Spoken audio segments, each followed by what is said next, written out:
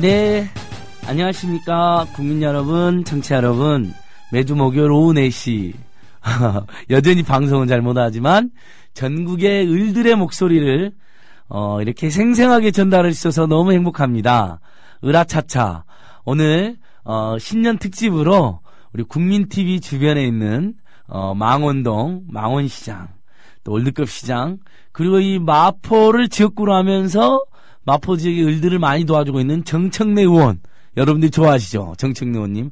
그리고 지난 연말 국회에서 별 이상한 일이 많이 있었던 것 같은데 그 이야기도 잠깐 듣고, 특히 망원동에 지금 아주 놀랍고 좋은 변화가 있는데, 망원시장 중심으로 그 이야기도 여러분들께 재밌게 전해드리도록 하겠습니다.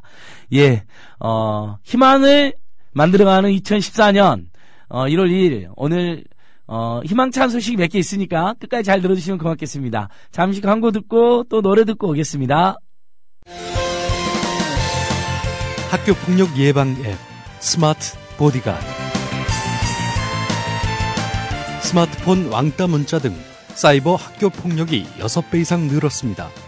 학교 폭력은 언제나 욕설, 모욕, 협박과 같은 폭력 문자를 동반합니다. 그런 학교 폭력 문자만을 감지하여 부모님께 알려드립니다. 미리 알면 예방할 수 있습니다. 구글 플레이에서 학교 폭력 예방 전문 어플 스마트 보디가드를 설치하세요. 지금 설치하고 먼저 무료 이용해 보세요.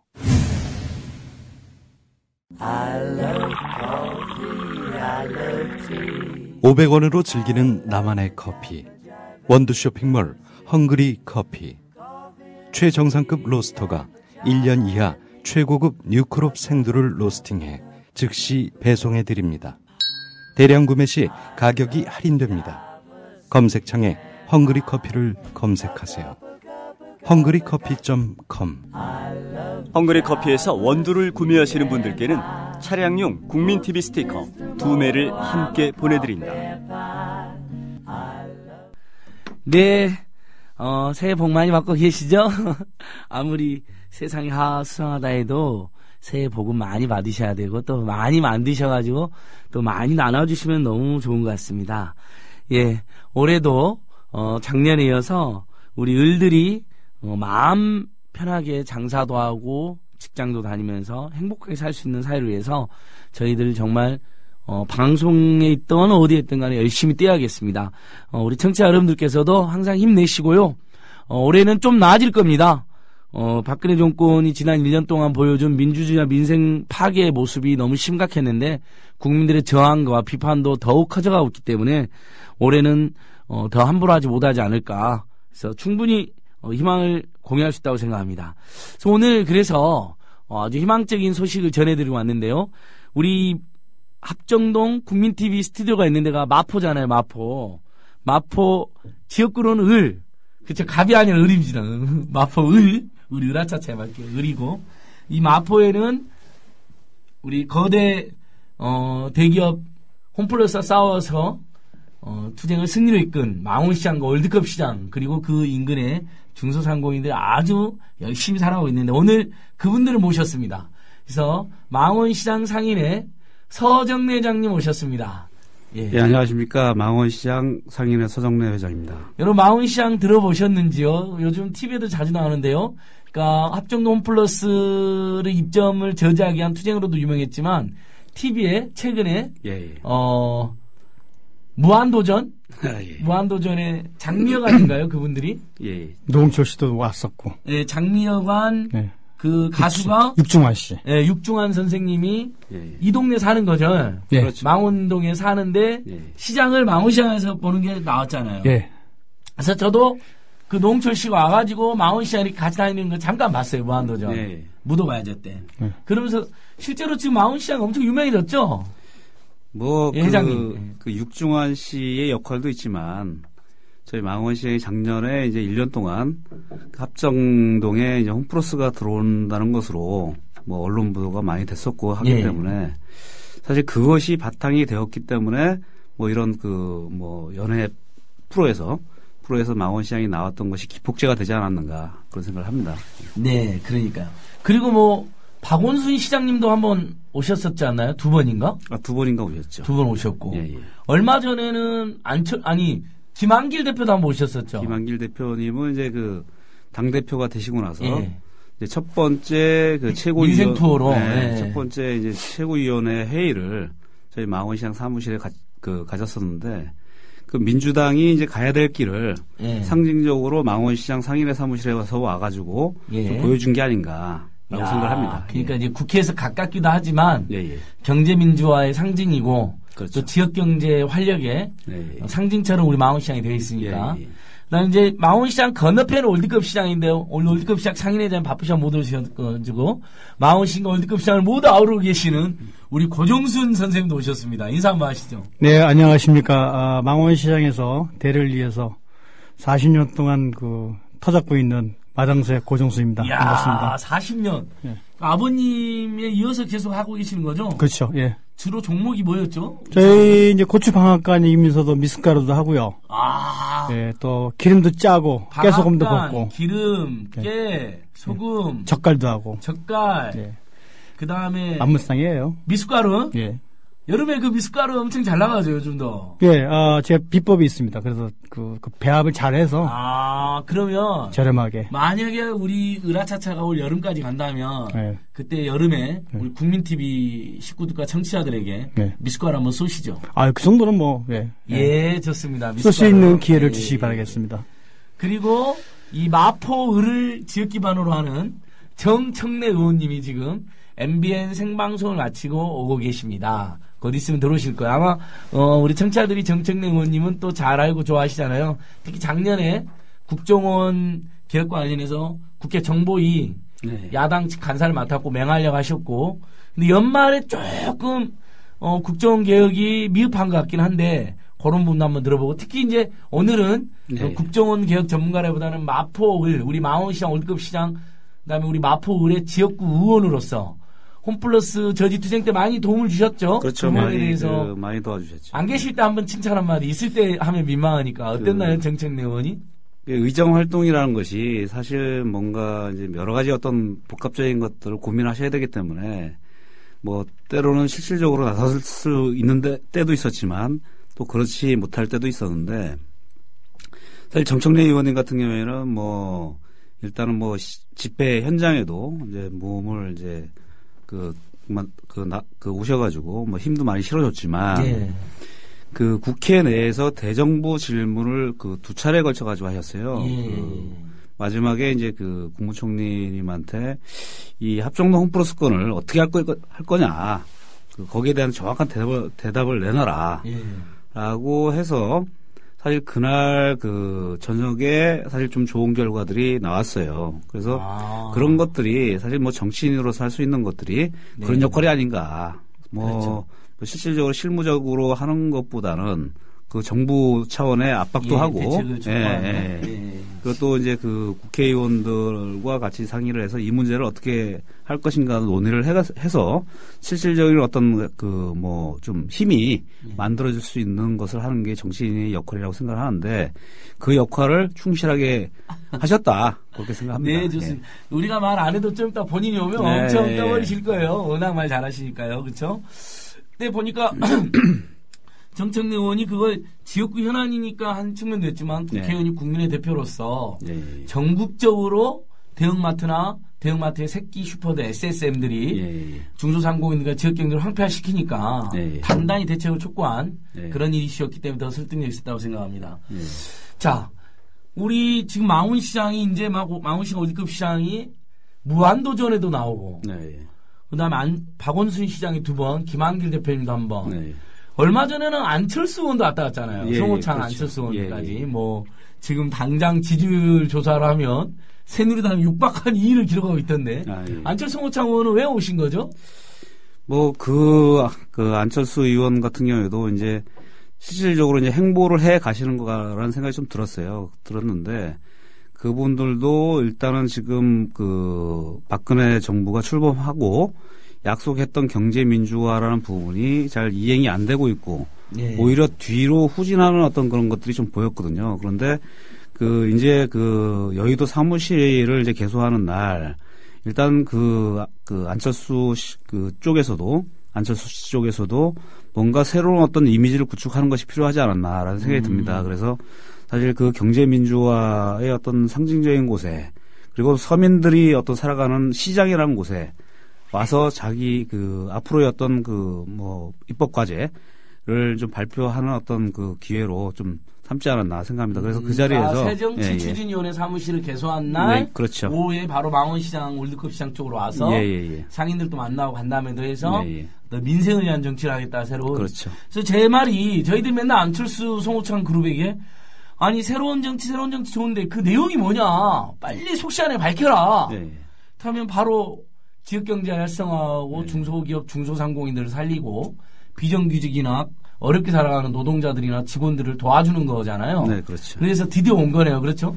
그 전에도 계속 한번 방문해라고 요청했는데 안 오시다 오신 거죠. 그래서 제가 이제 뭐 안철수 의원한테 이제 그 좀 이야기 드렸던 부분이 작년에 농성장에서 배웠으면 참 좋았을 텐데. 아, 우리 투쟁할 때. 그래서 좀 늦은 감이 있긴 하지만 그래도 이렇게라도 오셔가지고 뭔가 이야기를 해주시는 것이 굉장히 고맙다. 이렇게 얘기 드렸습니다.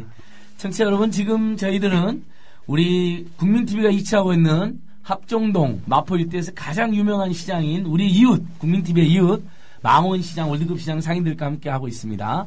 그리고 지금 우리 합정동 국민TV 사무실 건너편에는 우리가 2년 동안 투쟁해서 막으려고 했던 합정동 홈플러스가 큼지막하게 들어서 있습니다. 4,300평짜리. 그건 못 막았지만 그래도 그걸 막기 위한 투쟁 과정에서 지역 공동체가 똘똘 뭉치고 그렇죠. 전국적인 경제민주화 상징으로 떠오르고 못 막았는데 상당한 성과가 있었다고 들었습니다. 고정수 이사님. 그래서 작년 12월 3일 벌써 작년이네요. 그러니까 그쵸. 날짜로 치면 어제 그제인데 그저께 밤에 12월 30일 날 남들은 보신가로 다 몰려들 때 새해맞이 해맞이로 뭐 동해안으로 서해안으로 갈 때 우리 마포 주민들은 망원역에 있는 호프집으로 몰려들었다는데 뭘 하신 거예요? 그 호프집 밑에가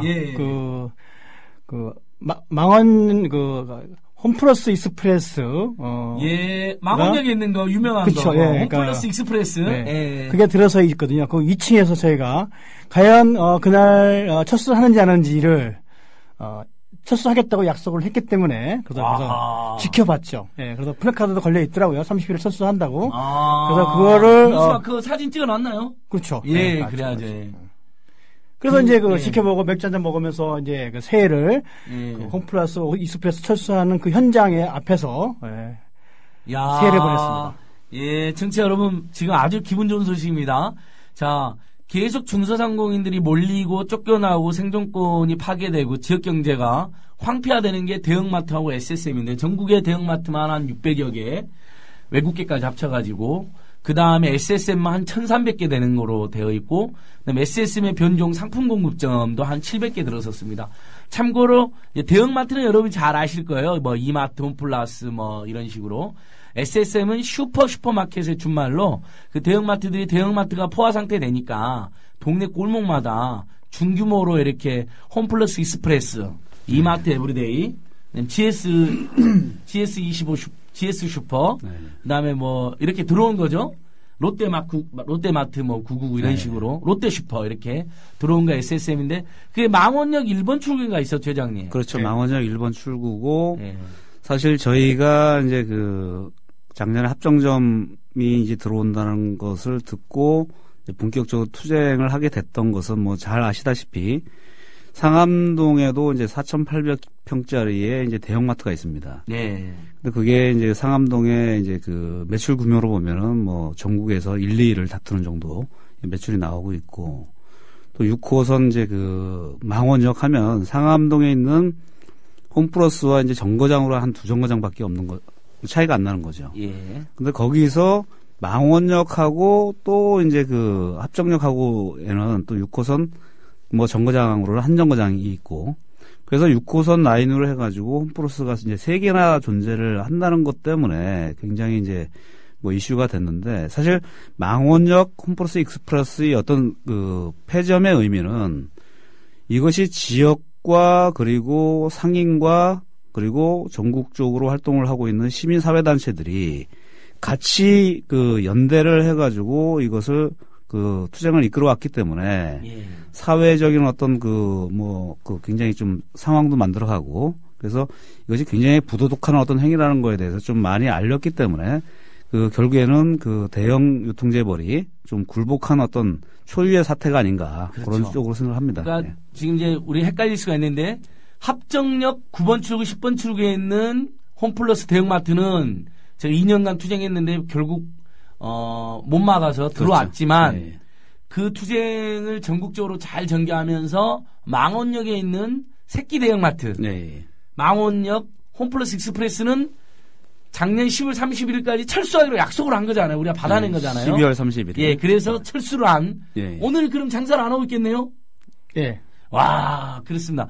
청취자로 이게, 장사를 안 한다면 어떤 의미일까 하는데 제가 한번 말씀드리면 전국의 대형마트와 SSM이 끝없이 뻗어나가고만 있고 끝없이 탐욕을 부리고 있는데 처음으로 대형마트와 SSM 다 합쳐서 한 2천여 개 되는 그 재벌 대기업들의 유통 매장 중에 하나가 지역 중소상공인들의 생존권 호소와 그 다음에 경제민주화와 지역 주민단체들의 합작으로 문을 닫은 최초의 사례다. 그렇죠. 그래서 가장 정말 큰 의미가 있어서 10월 30일 날 축하 파티까지 했다. 예. 예, 고정신 이사님 많이들 동네 주민들 많이 오셔서 축하해 주셨다. 같이 도와주신 분들 시민단체 그리고 지역 공동체 분들 예. 그리고 또 우리 망원시장 또 월드컵 시장 상인 여러분들 많이 오셔서 같이 이제 축배도 들고 예.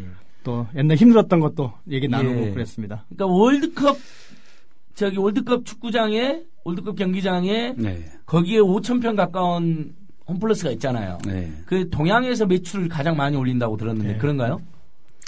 어마어마하죠, 거기. 네.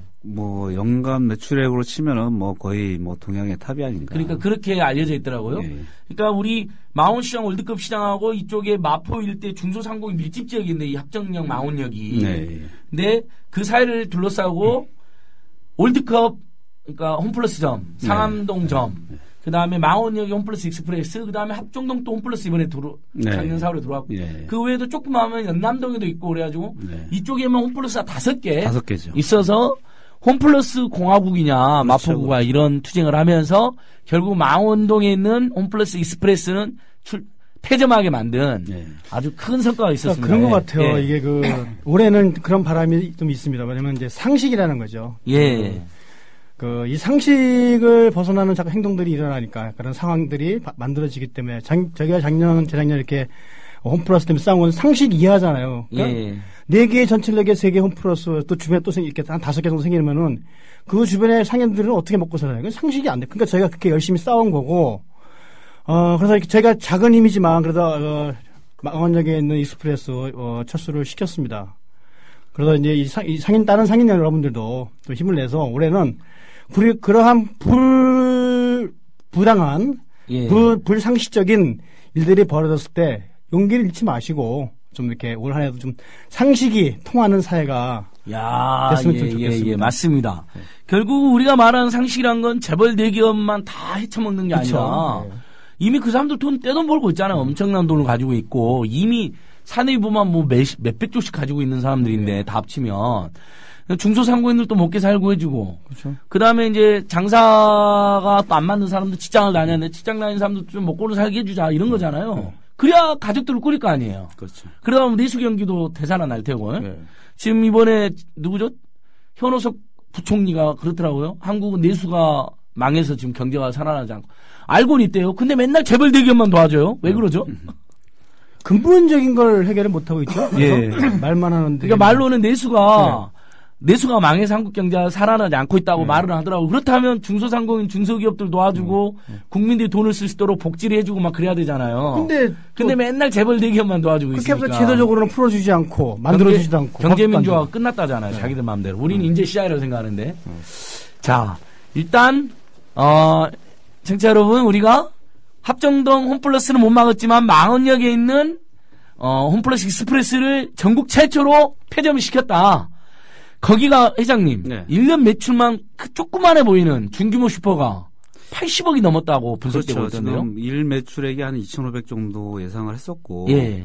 연간 매출로 따지면 한 80억 정도 되는데. 와, 네. 80억. 80억이랑 네. 그 이제 자금이 지역에서 이제 선순환 되겠죠. 그러니까 예. 물론 이 주변에 이제 뭐 대형마트로 이제 빠져나가는 자금도 있겠지만, 근데 저희가 이제 그 1년간 투쟁을 해오면서 사실 주민들의 서명을 18,000명 정도를 받았어요. 마포에서. 예. 네. 그런데 저희가 서명만 받은 것이 아니고 뭐 희망 리본이라고 잘 아실 겁니다. 네. 저희 망원시장 입구에서 그 합정동 홈플러스 입점 예정지까지 희망 리본을 이제 쭉 게시를 했었는데 그 굉장히 많은 수량이죠. 근데 네. 그 희망 리본을 게시를 할 때 그 한자 한자 써주시는 그 고객들이 하시는 얘기가 이 사태는 굉장히 부도덕하다. 예. 여러분들이 꼭 힘을 내셔가지고 이거 꼭 막아내셔야 됩니다. 라는 그 굉장히 정성스러운 글자 한 글자씩을 적어준 것들이거든요. 그렇죠. 근데 사실 그 1년간의 어떤 투쟁의 과정을 통해 가지고 사실 저는 이 주민들이 굉장히 많은 사실들을 알았다고 봅니다. 예. 그래서 그 많은 사실들로 인해 가지고 뭐 자기가 뭐 그 의지가 없었든지 간에 뭔가 의식화가 되지 않았나. 그래서 똑똑한 예. 소비를 해야 되겠다는 어떤 분위기가 이 지역에서는 좀 움직였던 것 같습니다. 예. 예. 그러니까 지금 망원역 익스프레스가 1년 매출만 80억 원 정도면 예. 사실 홈플러스 익스프레스는 지역에 돈 안 쓰잖아요. 그렇죠. 그거 대기업으로 자기 본사로 올리고 그 본사는 홈플러스는 영국계 자본이니까 그렇죠. 영국에 테스코로 돈 다 갖다 줄 거 예. 아니에요. 그러니까 중소상공인들은 다 황폐화되고 그 돈은 또 안 쓰니까 2차, 3차 또 지역경제 황폐화로 이어지는 거 아니에요. 근데 이제 여기가 출점을 폐점을 했으니까 시민 여러분 이제 80억이 이제 동네 슈퍼라든지 중소상공이나 그렇죠. 전통시장으로 네. 골고루 가고 네. 이분들은 동네에서 돈을 쓰는 거 아니에요. 그렇죠. 그럼 지역경제가 살고 그게 지역경제죠. 그렇게 해서 조금 더 벌리는 돈으로 지역에 또 좋은 일 있으면 기부도 하고 자금도 내놓고 네. 이렇게 이게 동네 사는 맛이죠. 그렇죠. 예. 저희도 이제 여기서 장사를 하지만 예. 여기서 목욕탕도 가고 예. 머리도 자르고 술도 먹고 그렇죠. 돈만 벌지 않고 또 소비를 이 안에서 하기 때문에 계속 예. 이렇게 회전을 하죠. 그래서 그렇게 또 장사가 잘 되고 상권이 활성화되면 사람도 많이 다니고 그러면 활력이 넘치고 네. 그리고 활력이 넘치고 사람들이 많은 동네는 또 범죄율도 줄어들게 되겠습니다. 왜냐하면 사람들이 많고 또 살만 또 나고 또 감시하는 눈도 많기 때문에 범죄도 줄어들게 되거든요. 근데 경기가 침체되고 사람들 발길이 끊어지고 사람들이 돈 안 쓰고 서로 그러면 마음 냉랭해지고 그런 데서 또 범죄라든지 인정도 없어지고 그러더라고요. 근데 지금 망원시장은 그렇게 해서 알려지다 보니까 막 외국 관광객들도 좀 오고 막 그러는 것 같던데요, 회장님, 서정 회장님. 뭐 장미여관 그 무한도전 가요제도 나왔지만 네. 정치인들도 많이 찾아오고 요즘 뭐 제2의 부흥기라고 할 수 있나요? 어떻습니까? 그 저희가 그 사실 그 위기 의식이 좀 굉장히 좀 강했었습니다. 그 네. 작년에 1년 동안의 어떤 그 홈플러스와 싸우면서 굉장히 그 상인들의 마음도 굉장히 피폐해 있었고 그리고 사실 그 시장의 어떤 환경 자체도 뭐 각종 뭐 이벤트라든지 이런 것들을 전혀 할 수 없었기 때문에 그래서 좀 어려움을 겪고 있었는데 사실 3월 14일 날 합정역이 이제 오픈을 했고 사실 그 오픈하면서 그 거대한 어떤 그 마케팅을 어떻게 막아낼 것이냐를 참 고민을 많이 했었는데 저희 그 망원시장에서는 그래도 그 법에서 정한 그 대형마트와 SSM이 의무 휴업하는 그 일요일을 어떻게 좀 활성화시킬 것이냐를 고민을 참 많이 했습니다. 예. 그래서 지금 3월 24일부터 쭉 해가 그 둘째 주, 넷째 주마다 많은 행사를 망원시장 난리 났네라는 어떤 프로그램으로 망원시장 난리 났네. 예. 그래서 작년에는 그 투쟁으로 망원시장이 난리가 났었지만 예. 올해는 시장 활성화로 망원시장을 한번 난리를 내보자 라는 개념으로 시작을 했는데 사실 그 망원시장 난리 났네라는 어떤 그 홍보 마케팅이 굉장히 예. 그 뭐 주요해서 예. 그 망원시장이 뭐 그 경기도 어렵지만 망원시장은 그래도 그나마 상인들이 똘똘 뭉쳐진 어떤 힘으로 예. 지금 뭐 그래도 어느 일정 부분 좀 활성화가 돼서 그래도 좀 안도를 좀 하고 있는 상황입니다. 자, 청취자 여러분, 지금 여러분들께서는 대한민국의 전설이나 다름없는 망원시장 월드컵 시장 이야기를 듣고 계신 겁니다. 전국 2,000개가 되는 대형마트 SSM 중에 최초로 홈플러스 익스프레스를 폐점시킨데 그리고 그와 동시에 전국 중소상공인들과 경제민주화 운동단체들이 만들어낸 야당이 함께 만들어낸 대형마트 SSM 등의 의무휴업 제도 한 달에 2번 쉬죠. 예. 예. 그거 얼마 전에 민주당이랑 시민단체가 중소상공인들이 연합해갖고 한 달에 3번 쉬는 것으로 국회 산업자원위원회 통과시켜서 법사위로 보냈는데 법사위 새누리당 의원들이 저제가 다시 이틀밖에 안 됐지만 고정신 이사님 알고 계시죠? 그때 열받았었죠, 우리. 네. 그래가지고 새누리 당사까지 가가지고 항의. 예, 그렇죠. 그랬습니다. 외국은 뭐 한 달에 4번 일요일 날은 다 쉰다는 거 아니에요. 그때라도 좀 지역 경제가 활성화되고 대형마트들이 좀 쉬면서 전기도 좀 아끼고 대형마트 노동자들도 좀 휴식을 취하라는 취지인데 우리는 이제 한 달에 2번. 그러니까 지금 합정동 홈플러스가 들어왔지만 한 달에 2번은 쉬고 있는 거죠. 네. 그때를 틈타서 망원시장 난리 났네. 네. 상인들이 시민들이 네. 엄청 찾아온다는 거잖아요. 네. 외국인들까지. 네. 아, 좋습니다. 그러면 지금 매달 2번? 둘째 주, 넷째 주. 둘째 주, 넷째 주 일요일 날 망원시장 난리 났네. 예, 망원시장이 난리가 나고 있습니다. 근데 그 내용이 어떤가요? 그러니까 지금 우리가 재벌 대기업을 규제만 한다고 해서 되는 게 아니라 그렇죠. 스스로들 또 노력하고 네. 중소상공인들 또 경쟁력을 키워라 이런 말이 있는데 네. 그런 노력까지 하고 있는 거잖아요. 네. 회장님 어떻게 망원시장 난리 났는 뭔가요? 저희 청취할 때 한번 가게요. 예. 저희 망원시장에 이제 작년에 이제 홈플러스 투쟁을 하면서 5번의 이제 그 시장 전체가 철시를 했던 적이 있습니다. 예. 그 힘을 이제 이제는 이제 활성화로 좀 옮겨야 되겠다라는 생각을 좀 가졌었고, 그런 단결력만 있으면은 이것이 가능하겠다. 그래서 이제 저희가 이제 품목회의라는 걸 추진했습니다. 그러니까 저희 시장에 채소가게가 7군데, 예. 1차 상품 중에서요. 채소가게가 7군데, 생선가게가 4군데, 그리고 정육점이 5군데, 그리고 나머지 점포들이 있는데, 사실 상인들이 평생을 장사를 해오신 분들이기 때문에 대형마트의 어느 품목을 취급하고 있는 직원들보다 훨씬 더 많은 노하우를 가지고 있습니다. 네네. 그런데 시장 상인들은 자기 개인의 어떤 힘만을 가지고 장사를 하려고 하기 때문에 그 힘에 대항을 할 수가 없는 거거든요. 그렇다고 하면은 저희 망원시장에 채소가게 7군데 이렇게 품목회의를 통해 가지고 둘째 주, 넷째 주 일요일 날 상품을 선정을 하고 가격을 선정을 해서 그것을 파격적으로 단 하루만이라도 할 수만 있다라고 하면은 고객들한테 충분히 어필을 할 수 있겠다. 했는데 사실 그것이 처음에는 좀 어려웠습니다. 한 번도 회의라는 걸 해보지 않은 상인들을 데려다 놓고 2시간 동안 회의를 했더니 다 자기 자랑만 하는 거예요. 그래서 참 아쉽다라고 생각을 할 즈음에 단 한 가지만 합의를 해 주십시오.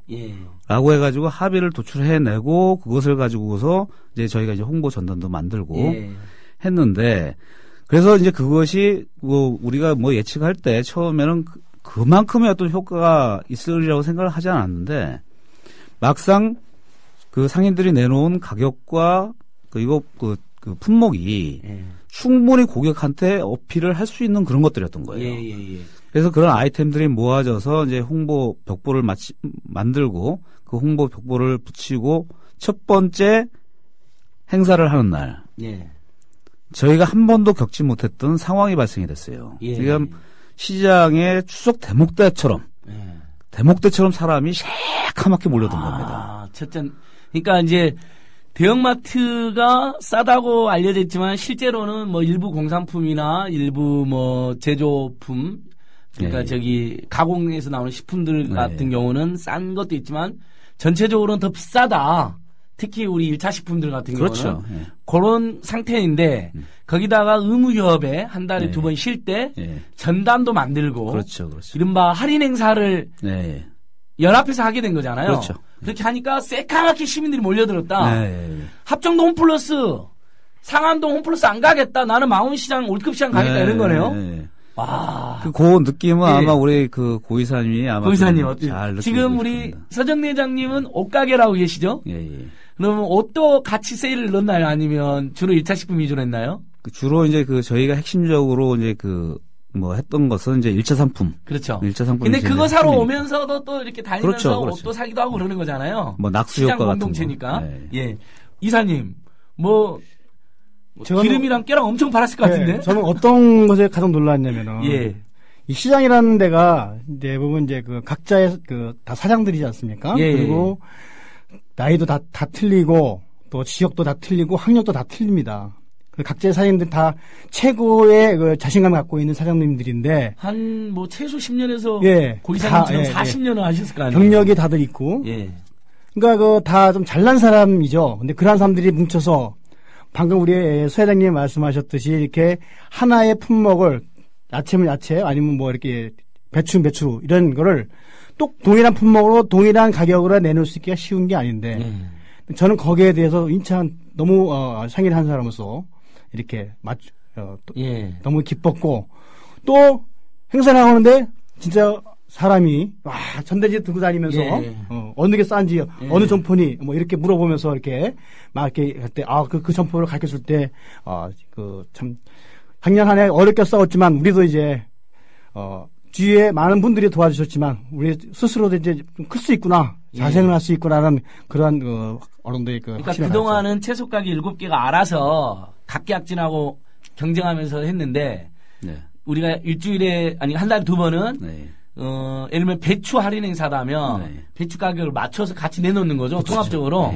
어느 가게를 가든지 간에 삼겹살이면 삼겹살 다 똑같이. 그러니까 그렇게 해서 전단에 뭐 이번 주 일요일은 배추가 얼마, 삼겹살이 얼마 이렇게 쭉 해서 우리가 흔히 만든 전단처럼 딱 채워서 보내니까 이거 대형마트나 SSM보다 못지않고 또 우리 동네 경제도 살리고 좋네 이러면서 더 몰려들었다는 거잖아요. 다음에 이제 이른바 규제를 해도 중소상공인들이나 전통시장이 경쟁력이 없어서 안 된다라고 하는 일각의 그런 재벌 대기업 논리는 사실 전혀 맞지가 않다는 게 입증이 된 거네요. 그렇죠. 지금 제가 그런 그 기사가 나올 때마다 좀 안타까운 것이 주로 이제 체인스토어 연합회 쪽에서 이제 그런 기사들을 좀 많이 내보내는데. 그렇죠. 재벌 대기업 그 유통협의회 체인스토어 연합회. 그런데 이제 그런 데이터들을 물론 이제 그런 시장들도 있겠죠. 하지만 저희 망원시장의 예를 보면은 실질적으로 법의 제도 정해져 있는 범위 내에서 무언가만 할 수 있는 여건만 만든다라고 하면은 시도하지 않아서 그렇지.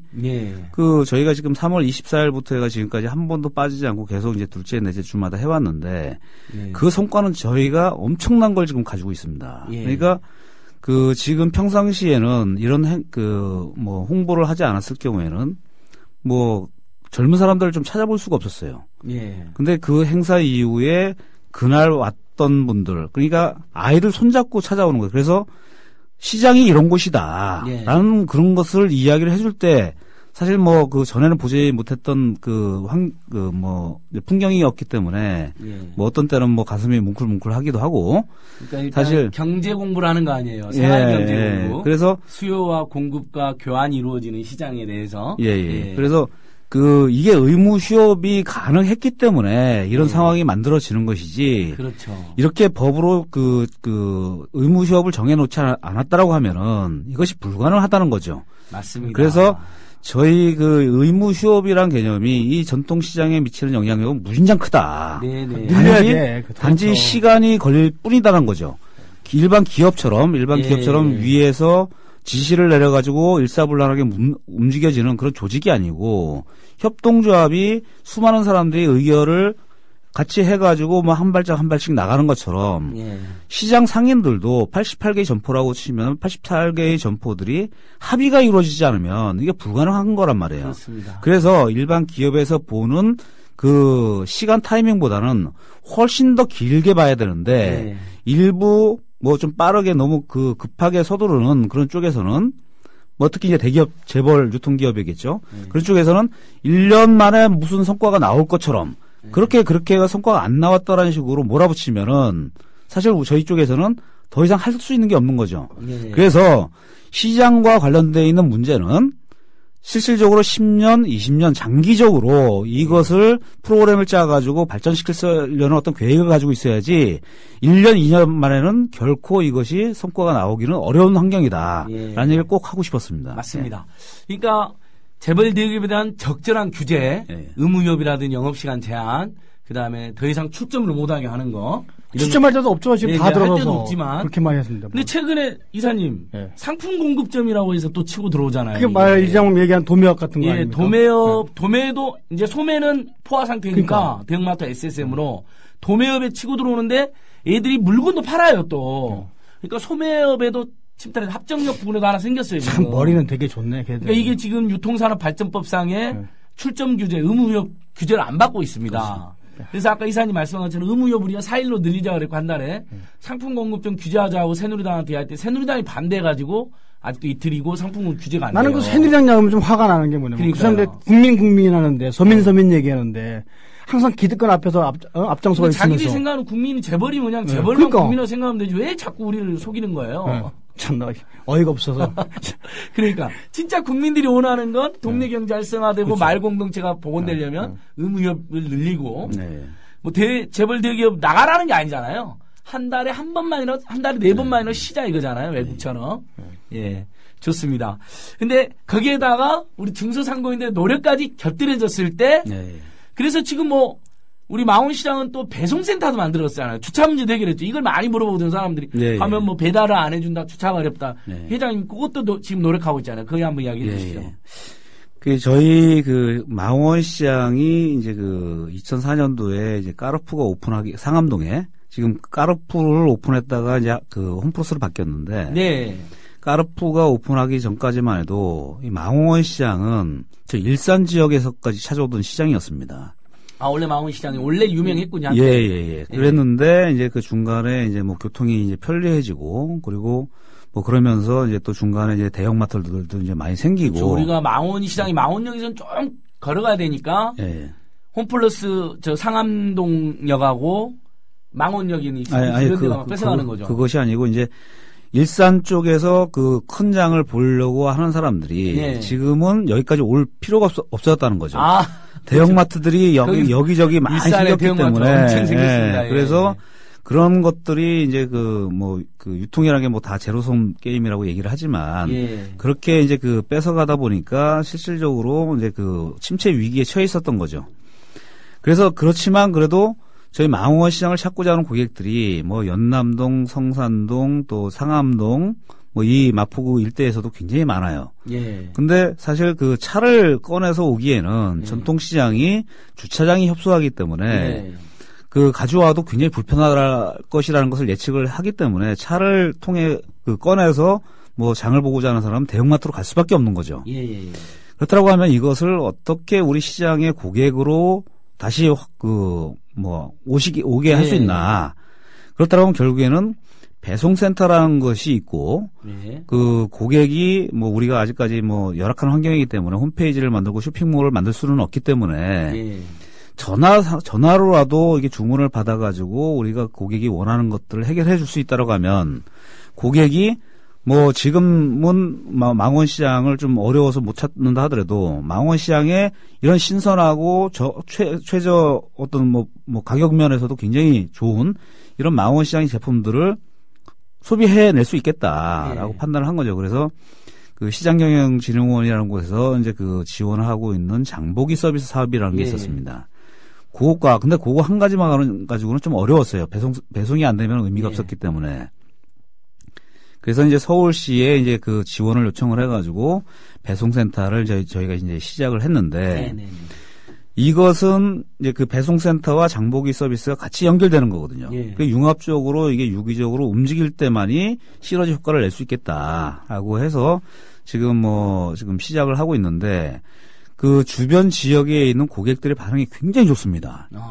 그러니까 뭐 집들이 할 때 큰 장을 볼 수 있는 곳이 차를 가져오거나 직접 와야 되는데 전화 한 통화로서 자기가 거래하던 매장에 뭐 여기 지금 우리 깨가 쏟아지는 마당새 그 사장님 나와 계시지만 저 매장에서 저 매장에 깨소금 뭐 한근 또 우리 자기 이제 고객님이 이제 거래하는 이제 단골집들이 있을 거 아닙니까? 아, 전화 한 통으로 배송이 그래서 장보기 그래서 서비스랑 배송이랑 그 일반 쇼핑몰하고 좀 차이가 있는 것이 그 시장이라는 곳은 쇼핑몰처럼 매일같이 상품들을 업데이트를 할 수가 없어요. 그런 상황이기 때문에 만들어졌다 있다 하더라도 그러면 고객이 자기가 원하는 단골 가게에서 이러한 것들을 사다 주십시오라고 하면은 저희가 장보기 도우미가 그것을 품질 정확히 파악하고 고객이 원하는 맞춤형 서비스를 이제 제공할 수 있다는 거죠. 그래서 이것이 망원시장에 지금 그 오프라인 매장에서도 그러니까 시장도 잘 되고 있지만 이것이 일정 부분 홍보만 잘 된다라고 하면 우리 망원시장의 미래의 먹거리가 만들어질 수도 있겠다라는 생각을 가지고 온라인 하고 있습니다. 좋네요. 온라인 인터넷에서는 이렇게 사진으로 찍은 걸 막 본인이 막 클릭하고 머리 아프게 해서 그게 어려워하는 분들도 많잖은데 우리 망원시장이나 월드컵시장 전화를 해가지고 원래 내가 자주 또 사 먹던데 어디 그렇죠. 저기 고정수 인사님 가게 뭐라고요? 깨가 쏟아지는 마당새. 깨가 쏟아지는 마당새. 그다음에 우리 회장님 가게 올리비아 허슬레? 예. 그러니까 이렇게 전해가지고 옷도 그렇게 할 수 있나요? 옷은 안 되고? 옷은 이제 저희 브랜드 프랜차이저니까 예. 브랜드 홈페이지에 옷 디자인들이 다 나와 있기 때문에 옷도 가능하겠죠. 옷도 가능하고 그렇게 해서 훨씬 편안하게 지역 주민들이 배송을 장보기 지원을 받고 배송까지 해주는. 그러니까 장보기 서비스가 어떻게 해서 이제 시작이 됐냐면 이제 안 놔도 된다는 거잖아요. 시장까지. 왜 그러냐면 이제 그 망원 시장 주변에 망원동이라는 게 주변에 나이 드신 분들이 굉장히 많아요. 그래서 그 유모차라 그러죠. 그거 끌고 다니시는 분들이 많은데 또 저희도 평지하기 때문에 쇼핑하기는 편하지만 근데 이렇게 거동하기 힘드신 분들 또 맞벌이 그것도 뭐 연남동이라든지 망원시장과 거리가 많이 떨어져 있는 분들 오고 싶어도 좀 이렇게 쉽게 못 오신 분들을 위한 서비스라고 보시면 돼요. 장보기 그러니까 서비스. 그러면 지역 공동체하고 복지하고도 연동되어 있네요. 망원시장이 싸고 저렴한 건 아는데 가고 싶은데 여러 가지 상황에 그래서 전화 한 통화로 그거를 이렇게 쉽게. 좋습니다. 근데 가만히 들어보니까 망원동이 지금 고정이사님 망원동 지금 장사만 40년째면 산 것도 더 됐잖아요. 여기 앞에 초등학교 성산초등학교입니다. 제가 왜 칠해줬어요. 성산초등학교. 우리 국민TV 앞에 있는 초등학교. 칠해줬어요. 회장님은요? 저는 서교초등학교. 이 동네 망원동은 얼마 되시죠? 마포구에는. 마포구에 지금 제가 시온 2살이니까 한 27년 됐네요. 예? 27년. 27년. 와. 27년이 아니지. 47년이죠, 47년. 회장님 47년. 우리 고정기사님도 저는 50년. 거의 50년 가까이. 돌진하고 왔습니다. 근데 망원동이 가만히 생각해보니까 옛날에 여기가 수재가 엄청 있었던 데잖아요. 물난리 나가지고. 매번 물난리 나가지고. 3번 크게 났습니다. 정부나 지자체에다가 그걸 해결해달라고 그랬는데 해결이 안 돼가지고 난리가 났잖아요. 근데 생각해보니까 망원동 그때 주민들이 그걸 가만히 당하지 않고. 데모도 하고 마포구청 갔죠 거기 가서 집단 소송이란 걸 처음으로 했어요. 조영래 변호사랑 그 망원동이죠. 그렇죠. 이 망원동이 보통 동네가 아니에요. 돈도 좀 받았어요. 그러니까 그때 그러니까 저도 법학을 전공해서 아는데 그다음에 NGO들이 하는 이제 공익 소송 역사에서 우리나라 최초의 집단 공익 소송이 망원동 수재 사건이나 나오거든요. 해마다 수재가 벌어지는데 대책 안 세워주니까 집단 소송도 하고 데모해가지고 인재거든. 그걸 조영래 변호사님, 전태일 열사 평전도 쓰고 누구죠? 박원순 변호사에게 가장 큰 영향을 끼쳤다는 조영래 변호사님. 이미경 국회의원 형부.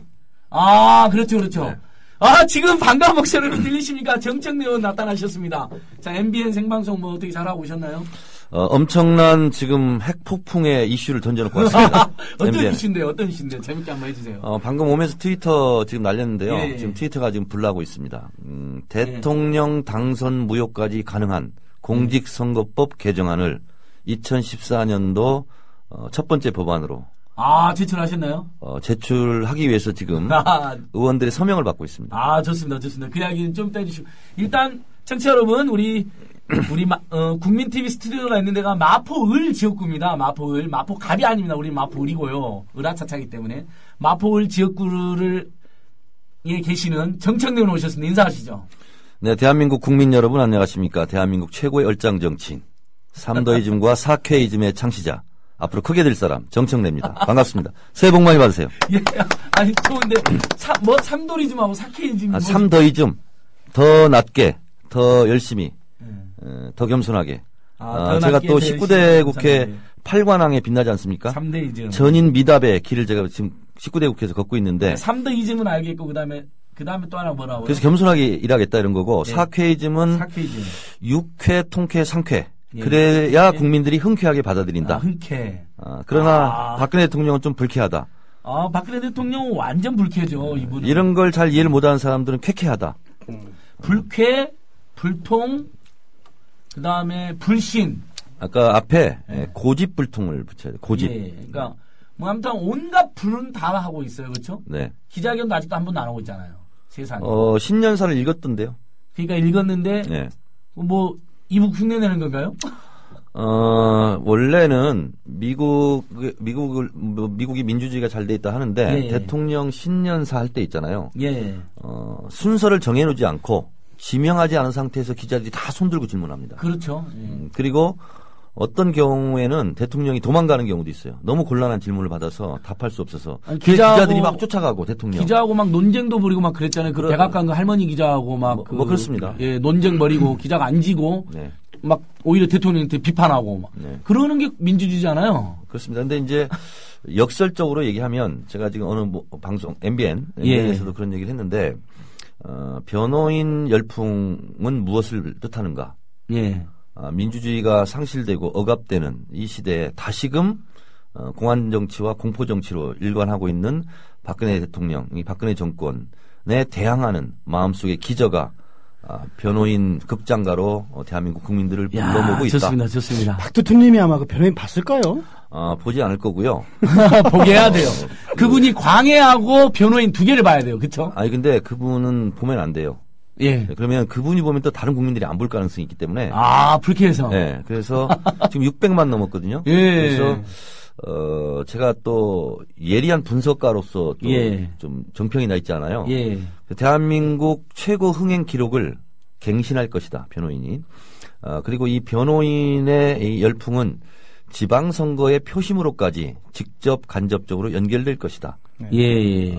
그런 생각이 들어서 2009년도 노무현 대통령 추모 열기와 또 다른 형태의 예. 민주주의에 대한 열풍이 극장가를 통해서 전국 방방곡곡에 지금 좋습니다. 넘쳐나고 있다. 네네. 그건 작곡에 만든 거예요. 변호인 보셨어요, 이사님? 그리고 보셨어요? 우리 회장님이 표 끌어준다 그래가지고 아직 극장 갔다가 다른 거 보고 왔습니다. 기다리고 있습니다. 진짜로 여러분 이렇게 으라차차는 을들의 이야기와 정치 이야기가 이렇게 절묘하게 접목이 됩니다. 그러니까 지금까지 의원님 저희가 네. 우리 망원동 홈플러스 익스프레스 11월 30일 날 네. 폐점 시켰잖아요. 네. 의원님도 노력해 주셨고 그 이야기 인류 그다음에 역사상 최초죠. 지금. 예, 지금 그렇죠. 맞아요. 제가 대한민국에 최초라는 인류 역사상 최초네요. 인류 역사상 최초. 대형 매장을 투쟁으로 이렇게 그렇죠. 몰아낸 최초의 사례. 예. 주인공들 우리 서정래 회장, 서정회장님, 고종순사님. 고종순사님. 왜냐하면 또 제가 제일 좋아하는 두 분이에요. 그리고 오늘도 끝나고 그 맥주 한잔 해야죠. 제가 약속이 있는데. 한잔 하고 해야지. 지역경제 활성화하고 해야지. 어디 가요? 구청장님하고 지금 약속이 돼 있는데. 구청장님은 어디서 드시려고? 그거는 공개적으로 말하기 어렵고. 예. 그래서 혹시 모르겠어요. 구청장님한테 우리 이 두 분하고 같이 먹자. 그러시오. 그래야죠. 그게 좋겠네. 예. 아니면 저희끼리 또 할 얘기도 있으니까. 그러니까 저희는 먹고 빠질게요. 30분? 아니. 30분 먼저 얘기하고, 그 다음에 오세요, 그러면. 그러니까 저희는 먹고 빠질 테니까 더 하시든지. 아무튼 동네에서 계속 팔아드려야 됩니다. 네. 그래서 이게 우리나라 최초, 세계 최초로 이렇게 몰아낸 건데, 그때 의원님도 많이 도와주셨잖아요. 12월 30일 날 그때 그걸 축하하는 마을 주민들 축제가 있었는데, 국회가 안 끝나고 못 오셨죠. 저는 제가 전화드렸었는데. 25시간 잠을 못 잤죠. 예산 그것 때문에 그래서 집에 오니까 11시 반 됐더라고요. 그 다음에 1월 1일 11시 반. 오전 11시 반. 그러니까. 그래서 잠을 자고 5시 반, 4시 반에 일어났어요. 그러니까 엄청 고생하셨죠. 그때 5시에 박영선 의원이 전화 왔더라고요. 자기도 지금 일어났다고. 그러니까 그게 황당한 게 원래 끝내고 오실 수 있었는데. 그렇죠. 뭐 국정기획법안에 대한 합의는 뭐 평가 나중에 하고 외국인 투자 촉진법이라는 게 갑자기 끼어든 거잖아요. 그렇습니다. 예. 제가 살다 의원님 처음 봤어요.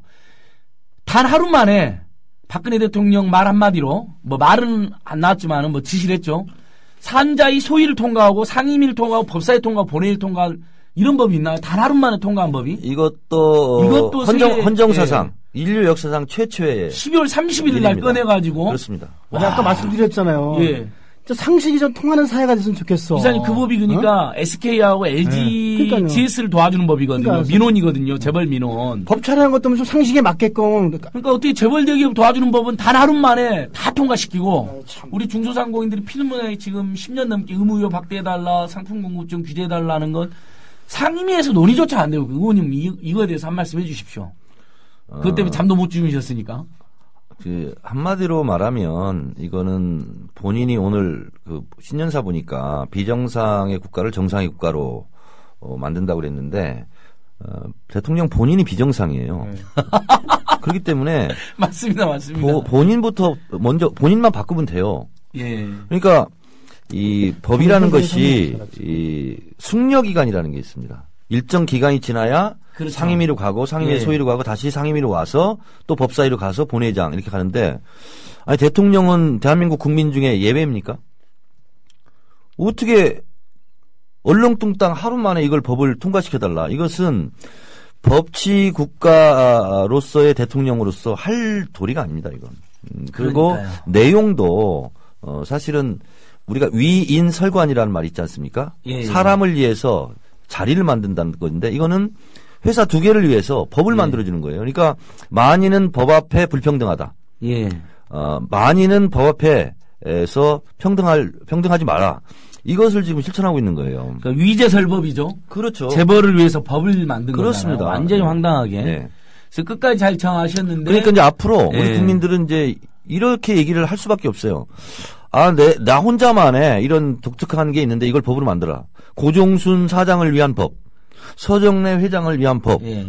안진걸을 위한 예. 안진걸. 예. 그러니까 안진걸을 위한 법이 좀 이상하네. 예. 안진걸이 한 번. 하여튼 이게 있잖아요. 본인이 얘기하는 비정상적인 국가죠, 지금. 네. 본인 스스로 그것을 만들어가고 있어요. 그러니까 기가 막혔습니다. 자, 청취자 여러분, 지금 정책래 의원님 생방송 마치고 합류하면서 아주 스튜디오 열기가 뜨거워지고 있습니다. 근데 제가 생각해보니까 예. 제가 겸손한 사람이잖아요. 예. 죄송하다는 말씀을 못 드렸네. 예.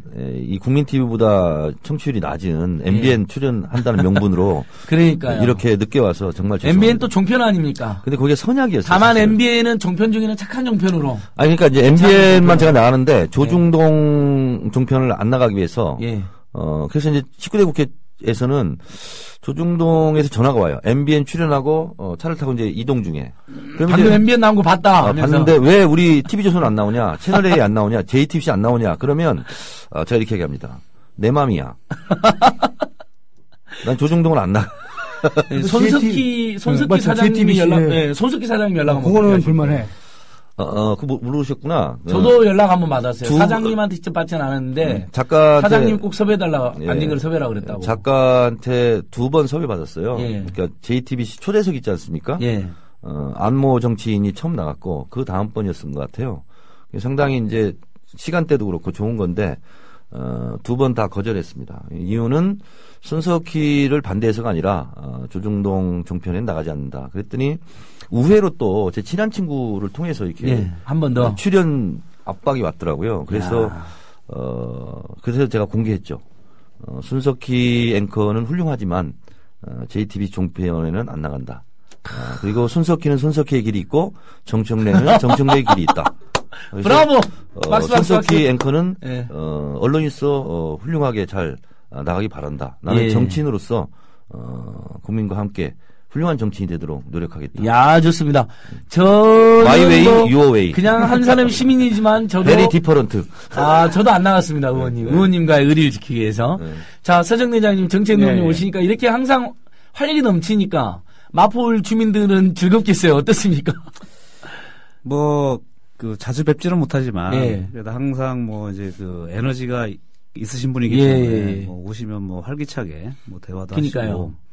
하시고 사실 기억에 남는 거는 저희 합정동 홈플러스 투쟁할 때 예. 저를 밟고 가십시오. 제가 여러분들을 지키겠습니다. 이 말 한마디. 예. 당선이 되시면서 마당에 쌀이비를 제가 먼저 쓸겠습니다. 그리고 말.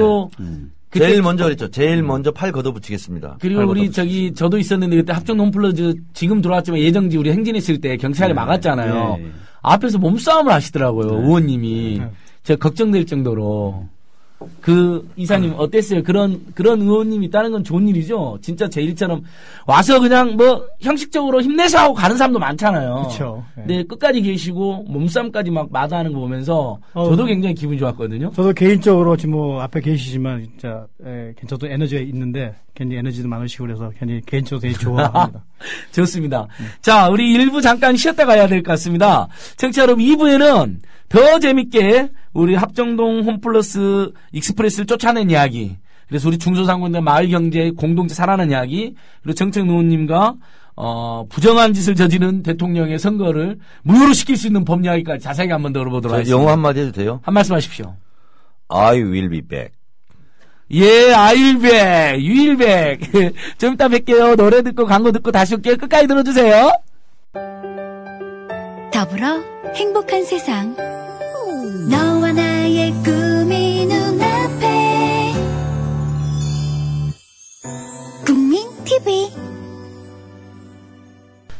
네, 정치 여러분. 처음에는 좀 조용히 시작했는데 갈수록 분위기 뜨거워지죠. 예. 일단 오늘은 희망을 이야기하고 싶습니다. 아무리 박근혜 정권이 정말 엉망이어도 우리 국민들은 또 살아야 되잖아요. 예. 힘낼 수 있는 이야기.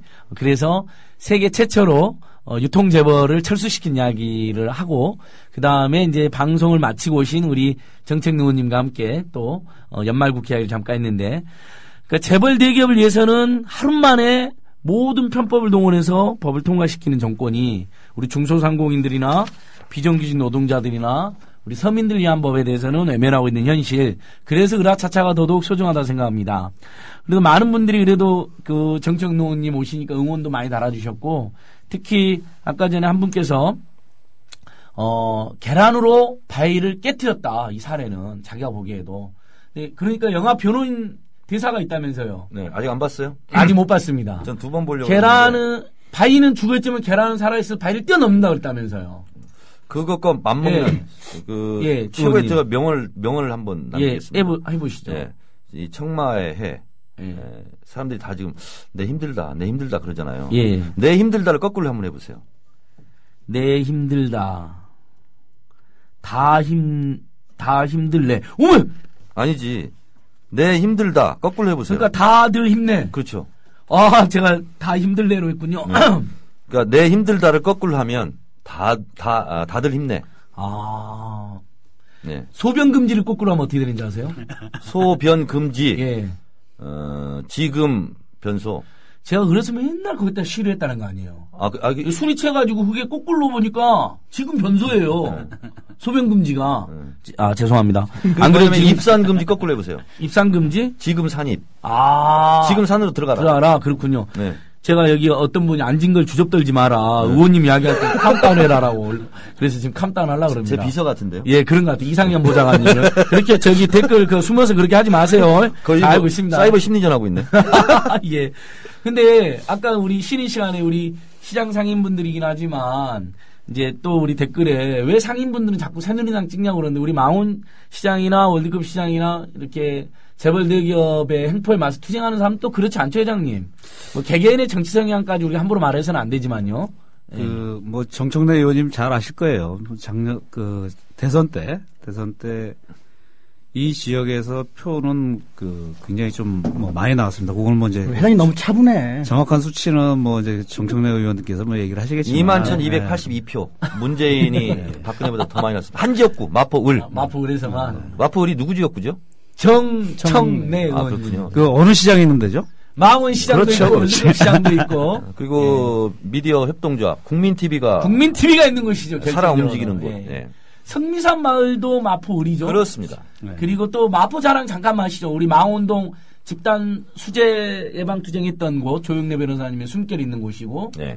또 뭐가 있을까요? 절두산 성지. 절두산 성지. 절두산 성지가 바로 합정동에 있고요. 갑자기 진보당이 생각나는데요. 하여튼 절두산 성지라고 그랬는데 결전 성지라고 이렇게 말을 바꾼 거잖아요. 그렇습니다. 예. 그것도 나쁜 짓이죠.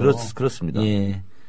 자, 의원님 그러면 저번에 투쟁 때 아주 열심히 하셨었는데 지금 이제 사람들이 물어보는 게 국정원 개혁에 대해서. 네. 특히 사이버 10년 이야기 했었으니까 우리 네네. 서정 여장님하고 고정 기사님하고도 이 국정원 나쁜 짓 하는 건 진짜 뿌리 뽑아야 되는데 이런 이야기 했거든요. 쉬는 시간에. 네. 사이버 심리전이 근절이 안 된 거에 대해서 아쉬워하는 분들이 많거든요. 네. 의원님 제일 작년 열심히 하셨으니까 이렇게 좀 평가를 하고 넘어가시면 좋을 것 같아요. 궁금해하실 것 같아요. 국회에서 국정원 개혁법이 통과가 되었는데 안 한 것보다는 낫고 진일보한 측면은 분명히 있습니다. 예를 들면 저는 그래도 가장 큰 성과가 국가기관, 정당, 언론에 대한 정보원들이 출입을 해서는 안 된다 하는 부분이 명문화된 것은 의미 있는 진전이다 이렇게 생각하고 실제로 정부 기관에 국가 정보원들이 문자가 들어가거든요. 그리고 놀라지 마십시오. 검찰에도 갑니다. 정보원들이 안 가는 데가 없어요. 마포구청도 옵니다. 뭐하러 다녀요? 정보 수집이라는 명목하에 여기 간첩 있는 건 아니잖아요. 정보 수집이라는 명분하에 일종의 감시 이런 거죠. 그렇기 때문에 그것은 진전이 있었습니다만 이것은 나무로 치면 그냥 썩은 가지 하나 친 거다 이렇게 생각하고 실제로 밑동 그리고 줄기 이런 부분에 대해서는 지금 손대지 못한 거죠. 그래서 제가 국정원 5대 핵심 과제로 제가 페이스북에도 쓰고 했는데 첫 번째를 저는 뭘로 보고 있냐면요. 국가정보원을 대통령 직속기관에서 총리 산하로 보내는 겁니다. 이거는 어떤 의미가 있냐면요. 예전에 보안사 민간인 사찰 문제가 터졌을 때 보안사 개혁을 해야 된다 해서 한 줄 개혁안을 통과시켰어요. 그게 뭐냐. 국방부 장관 지휘를 받는다. 보안사는. 그래서 이번 같은 경우도요. 국군 기무사령관이 갑자기 바뀌었잖아요. 원래 잘린 그분 장경욱 사령관이 투스타였어요. 근데 3스타로 진급시켜 주겠다 하고 예고하고 투스타를 시킨 거거든요. 그 정도로 그분이 나름대로 총애를 받았던 거죠. 근데 국방부 장관이 불편했어요. 인사 문제로. 그랬죠. 그러니까 삼성 장군을 승진을 안 시킨 거예요. 그러니까 자동적으로 옷을 벗을 수밖에 없는. 그래서 기무사령부를 국방부 장관 희화해서 한번 걸음 장치를 두는 것처럼 국가정보원이 대통령 직속기관이기 때문에 언제든지 대통령하고 독대를 하거든요. 그러면 대통령하고 독대를 예를 들어서 1시간 했다. 그러면 장관들은 벌벌 떨 수밖에 없어요. 대통령한테 무슨 얘기했지? 혹시 내 얘기를 잘못 얘기한 거 아니야? 눈치 봐야 돼. 그렇습니다. 그래서 독대권을 갖는다는 것은 그만큼 권력 집중 현상이 심한 거예요. 근데 대통령 직속기관이기 때문에 그렇거든요. 그래서 총리 산하로 보낸다면 총리를 걸러서 보고가 되거든요. 그래서 이해찬 총리가 실제로 노무현 대통령 독대 보고를 받지 않았습니다. 그리고 총리한테 보고해라. 그래서 이해찬 총리가 국정원장으로부터 일주일에 한 번씩 보고를 받은 거예요. 그걸 가지고 대통령한테 보고를 한 형태거든요. 그래서 무소불위의 권력이라는 국정원의 어깨에 힘을 빼는 것은 이것이 저는 가장 핵심이다. 두 번째는 대공수사권의 폐지가 아닙니다. 저는 국정원 폐지론자가 아니에요. 국정원 오히려 제대로 된 국정원 강화론자거든요. 그래서 대공수사권 폐지가 아니라 이것을 검찰 공안부로 옮겨라. 그러면 이제 반론이 나오는 게 뭐냐면 아니 해외 정보, 해외 간첩은 어떻게 합니까? 검찰은 해외 파견관이 없는데 국정원이 실무적으로 뒷받침하면 된다. 그래서 검찰에 무슨 대공수사본부인 걸 만들어서 실무 라인으로 들어가서 하면 되는 거예요. 왜냐? 기소권이 어차피 국정원은 없어요. 검사가 기소를 할 수밖에 없거든요. 어차피 보조 역할이에요. 간첩 잡는 것도 대공수사도. 그렇다면 실무 라인에 가서 검찰에 가서 도와줘라. 간첩은 잡아야 된다. 이런 거고요. 또 하나는 국회 예산 통제인데요. 다른 부처는 국방부나 이런 데도 국회 상임위원회에서 예산 결산 심사를 하지 않으면 그대로 스톱됩니다. 근데 국정원 예산만큼은 예외예요. 제가 예산 결산 심사 소위원장인데 제가 심사를 문제 있어서 안 해요. 자료 제출 안 해요. 그러면 국정원은 더 좋아요. 원안으로 국회의장한테 보고되고. 바로 통과되고요. 바로 통과되고. 그래서 국회 전체 어제 같은 예산 결산 그 국회 본회의장에서 깜깜이 예산으로 아무것도 모르는 상태로 그냥 원안이 통과되게 돼 있어요. 그러니까 할 수밖에 없는 거예요. 근데 그것이 정보위원회에서 거부되었을 경우는 그대로 멈춰서게 하는 그런 입법 장치가 포함돼 이게 실제로 국회 통제권을 강화하는 거거든요. 이런 것이 실제로 지금 잘 안 돼 있고 또한 대통령 직속과 국내 해외가 같이 그냥 짬뽕돼 있는 내가 북한하고 중국하고 우리밖에 없어요. 이스라엘 모사드도요. 국내 해외 다 분리돼 있고 대통령 직속이 아닙니다. 미국도 마찬가지입니다. 미국도 CIA, FBI 다 분리돼 있어요. 그렇죠. 그래서 예를 들면 내무부 장관, 외교부 장관한테 지휘를 받습니다. 세계 대체적으로 정보기관이. 근데 그렇게 얘기하면 또 반론을 남북 대치 상황에서 우리는 특수성이 있지 않느냐. 그렇게 얘기한다면 난 또 반론을 어떻게 하냐면 이스라엘은 13억 아랍 국가들로 포위가 돼 있다. 우리보다 더 심각할 수 있다. 근데 그런 이스라엘도 모사드 세계적으로 유능한 정보기관으로 소문난 모사드도 대통령 직속이 아니에요. 그리고 국내 국위가 다 분리돼 있어요. 그래서 제가 지금 핵심적인 걸 세 가지를 얘기했는데 이것이 되지 않은 상태에서의 국정원 개혁은 안 한 것만 못하다 이런 건 아니에요. 썩은 가지를 하나를 걷어낸 건 있지만 실제로 밑둥이 썩어 있는데 이 나무가 제대로 살 수가 있겠는가 하는 면에서 내일 저희 민주당의 국정원과 관련된 개혁특위나 뭐 국정특위나 이런 의원들이 모여서 제가 지금 방금 말한 이런 부분을 가지고 다시 한번 국정원 개혁의 깃발을 들려고 하는데 걱정되는 것은 예산안이 걸려 있으니까 그나마 새누리당이 양보해 줬는데 예산안 처리가 된 이 마당에 어느 정도의 지렛대와 동력을 받을 수 있을까? 심히 걱정됩니다. 그러니까 1차 개혁안만 합의된 거 2차 개혁안은 추가 논의를 하기로 한 거죠. 그렇습니다. 우리 의라차차가 민생 문제를 다루지만 사실은 민주주의 파괴 문제가 민생 문제에도 악영향을 끼치기 때문에 이렇게 간간히 저희가 함께 한다는 거 이해해 주시고요. 하나만 더 나온 김에 우리 네티 올출 마운틴님께서도 결국 특검은 직을 걸고 따댕을 떼는 대표님이 못 따냈다. 그 다음에 외촉법도 결국 민주당이 나중에 합의해주지 않았냐. 이런 약간 이제 의원님은 엄청 열심히 하시지만 몇 가지는 굉장히 마음에 안 든다. 최근 우리 민주당 저도 마음에 안 들어요. 요거에 대해서 이런 의견을 주셨어요. 한번 말씀 한번 어떻게 해야 되죠? 저희도 이제 의총에서 의원총회에서 실제로 예산은 특검과 걸고 해야지 어떻게 국정원 개혁이라든가 외촉법 이거 가지고 오히려 우리가 수세에 몰릴 수 있느냐. 그러니까 특검으로 걸었어야 되는 건데 저쪽에 오히려 외촉법으로 걸어가지고 야당이 뒤집어 씌워버렸어요. 그래서 박영선 의원하고 어제도 통화하고 오늘도 통화했는데 박영선 의원이 잘했어요. 끝까지 버티고 새벽 4시까지 이거 쉽지 않거든요. 그러니까 어쨌든 검찰개혁안을 합의서를 써갖고 오지 않았습니까? 그런 것처럼 특검을 걸고 특검 이것을 통과시켜주지 않으면 우리 예산안에 협조할 수 없다. 이렇게 나갔어야 되는데 특검의 특자도 꺼내지 못하고 예산안이 이렇게 처리되고 국정원 개혁법안은 이렇게 좀 물렁물렁한 상태로 통과되다 보니까 저도 굉장히 자괴감이 좀 들고 그래서 저와 같은 생각을 갖고 있는 의원들이 굉장히 심한 지금 상실감에 빠져 있고 특히 이제 어제 오늘 박영선 의원이 이제 저한테 전화를 하셨어요. 그러면서 본인이 괴롭다고. 그래서 제가 그랬어요. 법사위에서 새벽 4시에 그렇게 홀딩하고 버티고 하는 것을 중계방송을 의원들이 많이 봤다. 그리고 처음에는 좀 짜증내는 국회의원도 있었지만 새벽까지 막 끓이니까 그러나 역시 박영선이다. 무릎을 쳤다. 그래서 용기를 내시라 하고 제가 힘주는 말을 했습니다.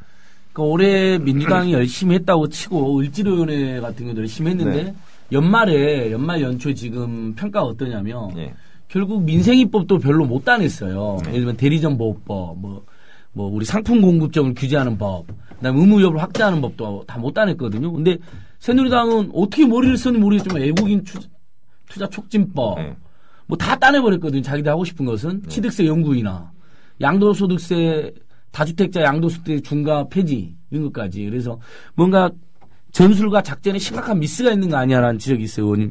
제가 보기에도 좀 그런 면이 있거든요. 어떠세요, 이런 거에 대해서는?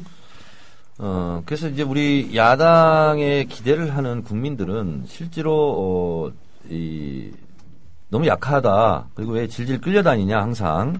이런 거지 않습니까? 그래서, 대차게 한번 붙어서 깨지더라도 한번 싸움이라도 제대로 해봐라. 이런 건데, 제가 누워서 침 뱉길 수 있으나 당 지도부에 대해서 제가 개인적으로 정리를 이렇게 했어요.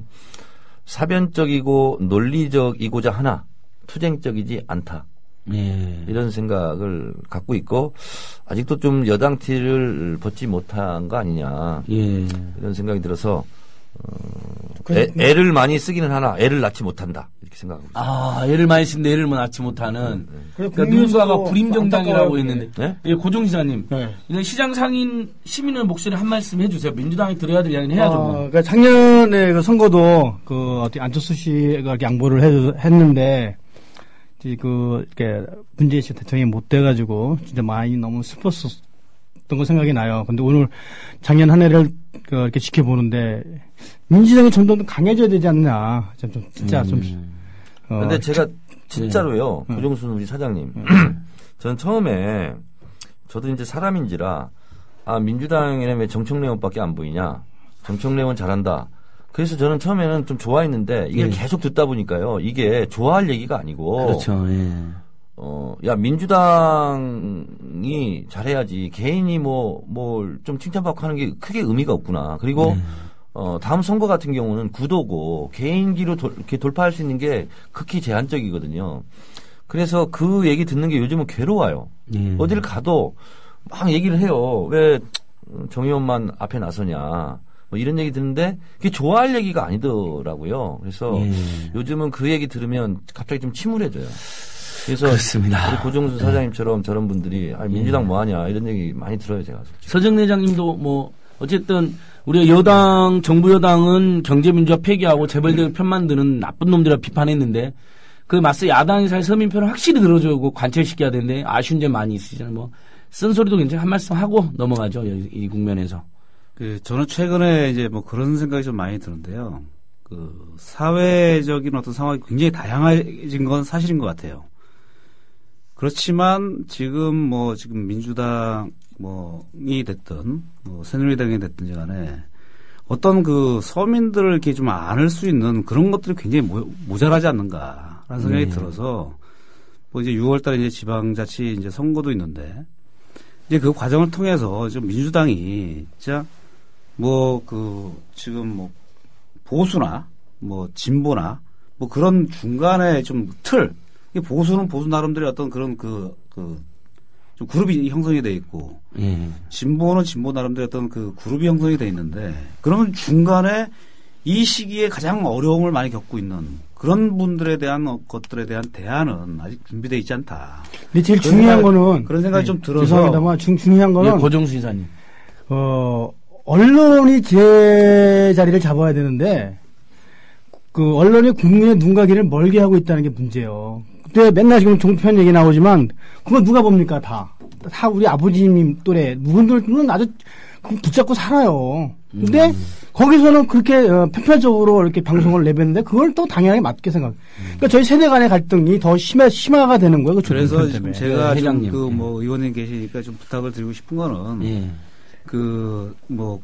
공론, 그러니까 공론화라는 게 좀 필요한데, 그러니까 지금 중간층의 어떤 지금 굉장히 어려움을 겪고 있는 그런 그룹들에 대한 이런 것들을 어떻게 해결해 나갈 것인지, 거기 중소상인들도 마찬가지 어떤 개념이라 생각해요. 그러니까 중소상인들이 한때는 유통이 개방되기 전까지만 해도 그래도 그나마 이제 먹고 사는 데는 이렇게 어려움을 겪지 않았지만, 유통이 개방이 되면서 대형마트가 우후죽순으로 막 생기고 SSN까지 막 쳐들어오고 그러면서 거의 도시 빈민 형태의 어떤 그런 상황까지도 시달았단 말이에요.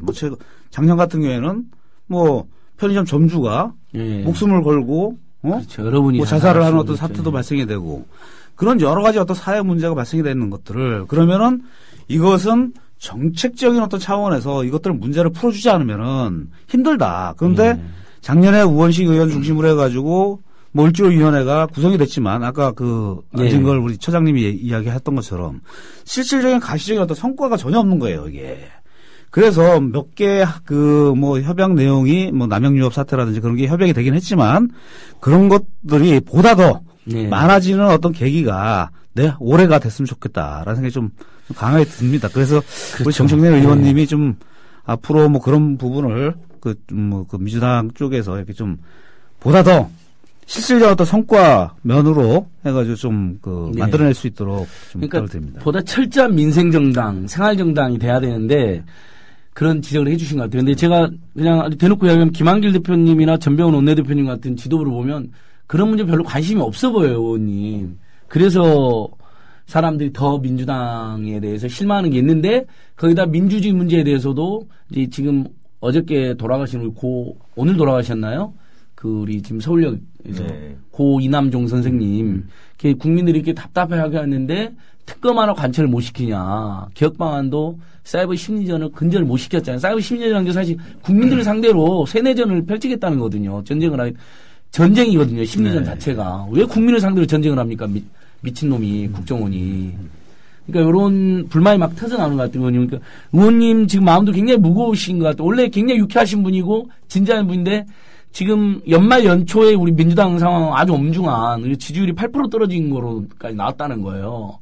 어떻게 해야 될까요? 이걸 의원님한테 물어보기도 좀 미안하긴 하지만 애쓰시는 분인데. 근데 이제 이런 이 상황에서도 뭔가 타겟이 있지 않을까요? 이제 우리 서정래 회장이 말씀하셨는데 을지로위원회에서 개별 사업장에 대한 해결을 많이 했어요. 그렇죠.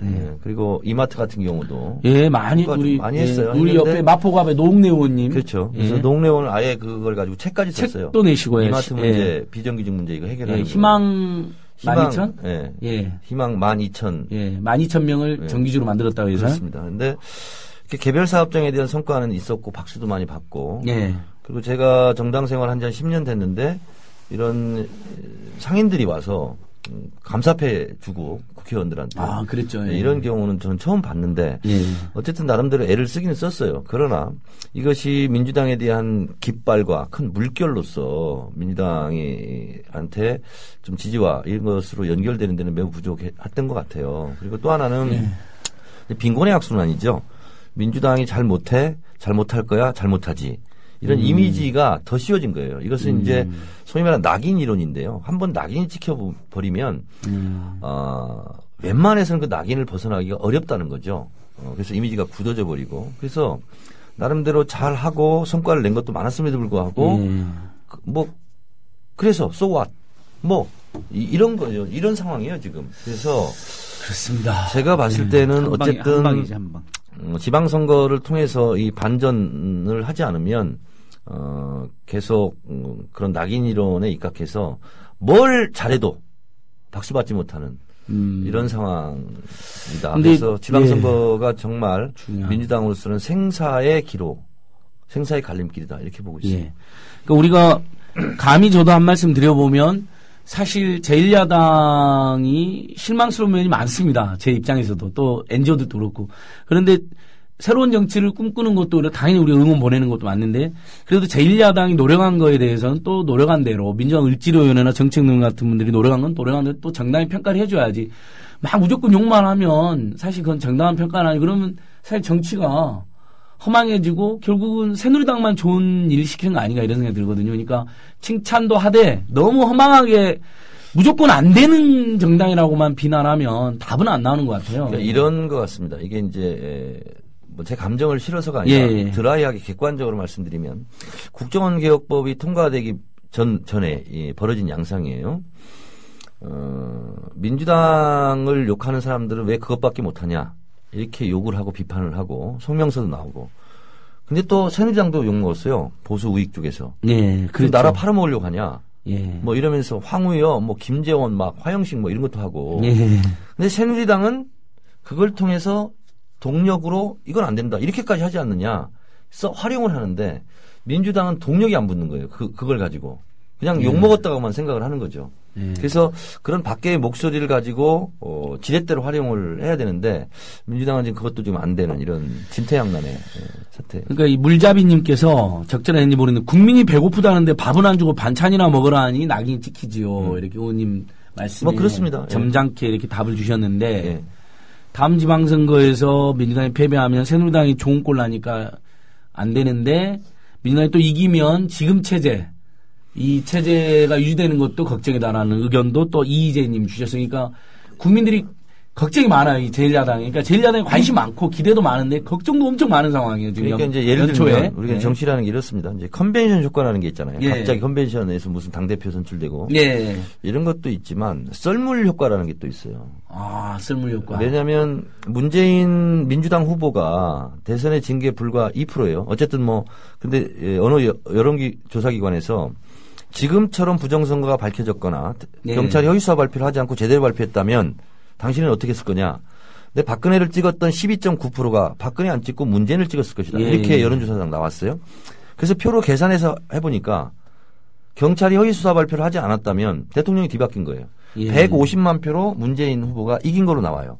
자, 그런데 어쨌든 이걸 다 차치하고 48대 51.6% 이렇게 졌는데 그 차이가 근소했어요. 지는 순간이요. 썰물처럼 다 빠져나가는 거예요. 그래서 정당이나 정치에서 선거는 그만큼 중요한 거죠. 어떻게 보면 선거를 대비하고 선거를 위한 당이라고도 할 수가 있는 거죠. 선거에서 한번 지면은요. 모든 것이 잘못된 거예요. 선거에서 이기면 잘못된 것도 묻지 않아요. 책임을. 그래서 어떻게 보면 문재인 의원 같은 경우도 대선 때 48% 지지를 받는데 지금 대통령 지지율을 보니까 12% 정도 나오더라고요. 그러니까 완전 썰물처럼 빠져나가는 거죠. 그리고 그것이 또 민심이에요. 그래서 민주당이 저는 야당이잖아요. 야당은 영어로 얘기한다면 어퍼지트 파티예요. 반대하는 정당이에요. 투쟁하는 정당이죠. 자, 그래서 저는 박근혜 새누리당 정권이 잘못하는 것을 제대로 반대해라.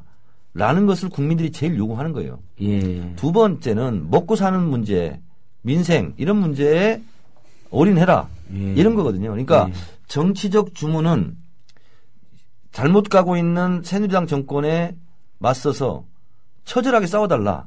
이게 예. 정치적 요구이고 또 하나 정책적 요구는 지금 얘기했던 우리 소상공인들이나 재래상인, 예. 비정규직 노동자 이런 그렇죠. 분들을 위해서 같이 어깨 걸고 싸워달라. 이 두 가지거든요. 예, 예, 예. 이 두 가지 축에서 궤도 이탈이 지금 돼 있는 거예요. 예. 정치적으로 제대로 싸우지도 못하고 또 서민들을 보듬어 앉지도 못하고 그렇기 때문에 뭐 개별적으로 의원들은 정말 열심히 합니다. 근데 그것이 보이지 않아요. 네. 자, 답답한 상황인데 웨런 버핏 67조 원님 댓글 자주 남겨주시는 아주 고마운 분인데 민주당 25년 지지자시래요. 선명야당으로 돌아가자. 국민만 보고 가자. 김대중 노무현 정신 계승하고 국민만 보고 가자. 그러니까 이게 아마 서정 회장님 그러니까 우리 고종수 지사님 말씀하신 게 선명야당이고 우리 서정 회장님 말씀하신 게 민생야당이거든요. 그렇죠. 의원님도 그 이야기하고 저도 항상 그렇게 말씀해요. 선명야당, 민생야당, 생활야당으로 하면 이건 어느 정당이라도 국민에게 지지받을 수밖에 없다. 민주주의와 민생에 완전히 철두철미한. 지금 당 지도부를 보면 저도 사실은 참 절망스러운데 여당형 대표가 있고 예. 야당형 대표가 있고 평시형 그 대표가 있고 전시형 대표가 있어요. 아, 대표에는 네, 대표 유형을 본다면 근데 이분들 내가 볼 때 여당 평시형 대표 지도부 지금은 비상시국이라고 볼 수가 있어요. 야당의 입장으로는. 그렇죠. 그러면 전투형으로 지금 가야 되거든요. 그래야 국민들이 야당답네, 선명야당이네 이렇게 되는데 아무리 좋은 말을 육하원칙에 의해서 한다 할지라도 국민들은 귀에 들어오지 않아요. 그래서 저는 전투형 그 지도부 이것이 제가 봤을 때는 생리적으로 좀 안 되는 분들 같아요. 전투. 그래서 외람되지만 저 같은 사람들이 한 마디씩 푹푹 하고 그러잖아요. 그러면 좀 싫어하셔요. 아, 또 왜냐하면 정당이라는 것은 예. 축구 경기장에서 골키퍼도 있어야 되고 센터포드도 있어야 되고 미드필더 뭐 레프트 뭐 윙커도 있어야 되고 예. 라이트 풀백도 있어야 되고 그렇죠. 이제 다양하게 하는 것을 존중받고 잘할 때는 박수를 쳐줘야 되는데 무조건 시끄러운 거 싫다 뭐 이런 식으로 가니까 시끄럽지 않으면요 국민들이 어떻게 들립니까? 조용조용. 맞습니다. 예. 그러니까 우리가 홈플러스 싸워서 이렇게 익스프레스 하나 빼낸 것도 좀 시끄럽기 때문에 빼낸 거예요. 그럼요. 2년 동안 국회의원, 야당 의원, 시민단체, 중소상공인, 뭐 민변, 뭐 참여했는데 그다음에 뭐 박원순 시장도 막 오고 다 힘을 실어주니까 홈플러스가 그렇죠. 연 매출이 80억인데를 스스로 문을 닫으려고 했겠어요. 절대 안 하려다가.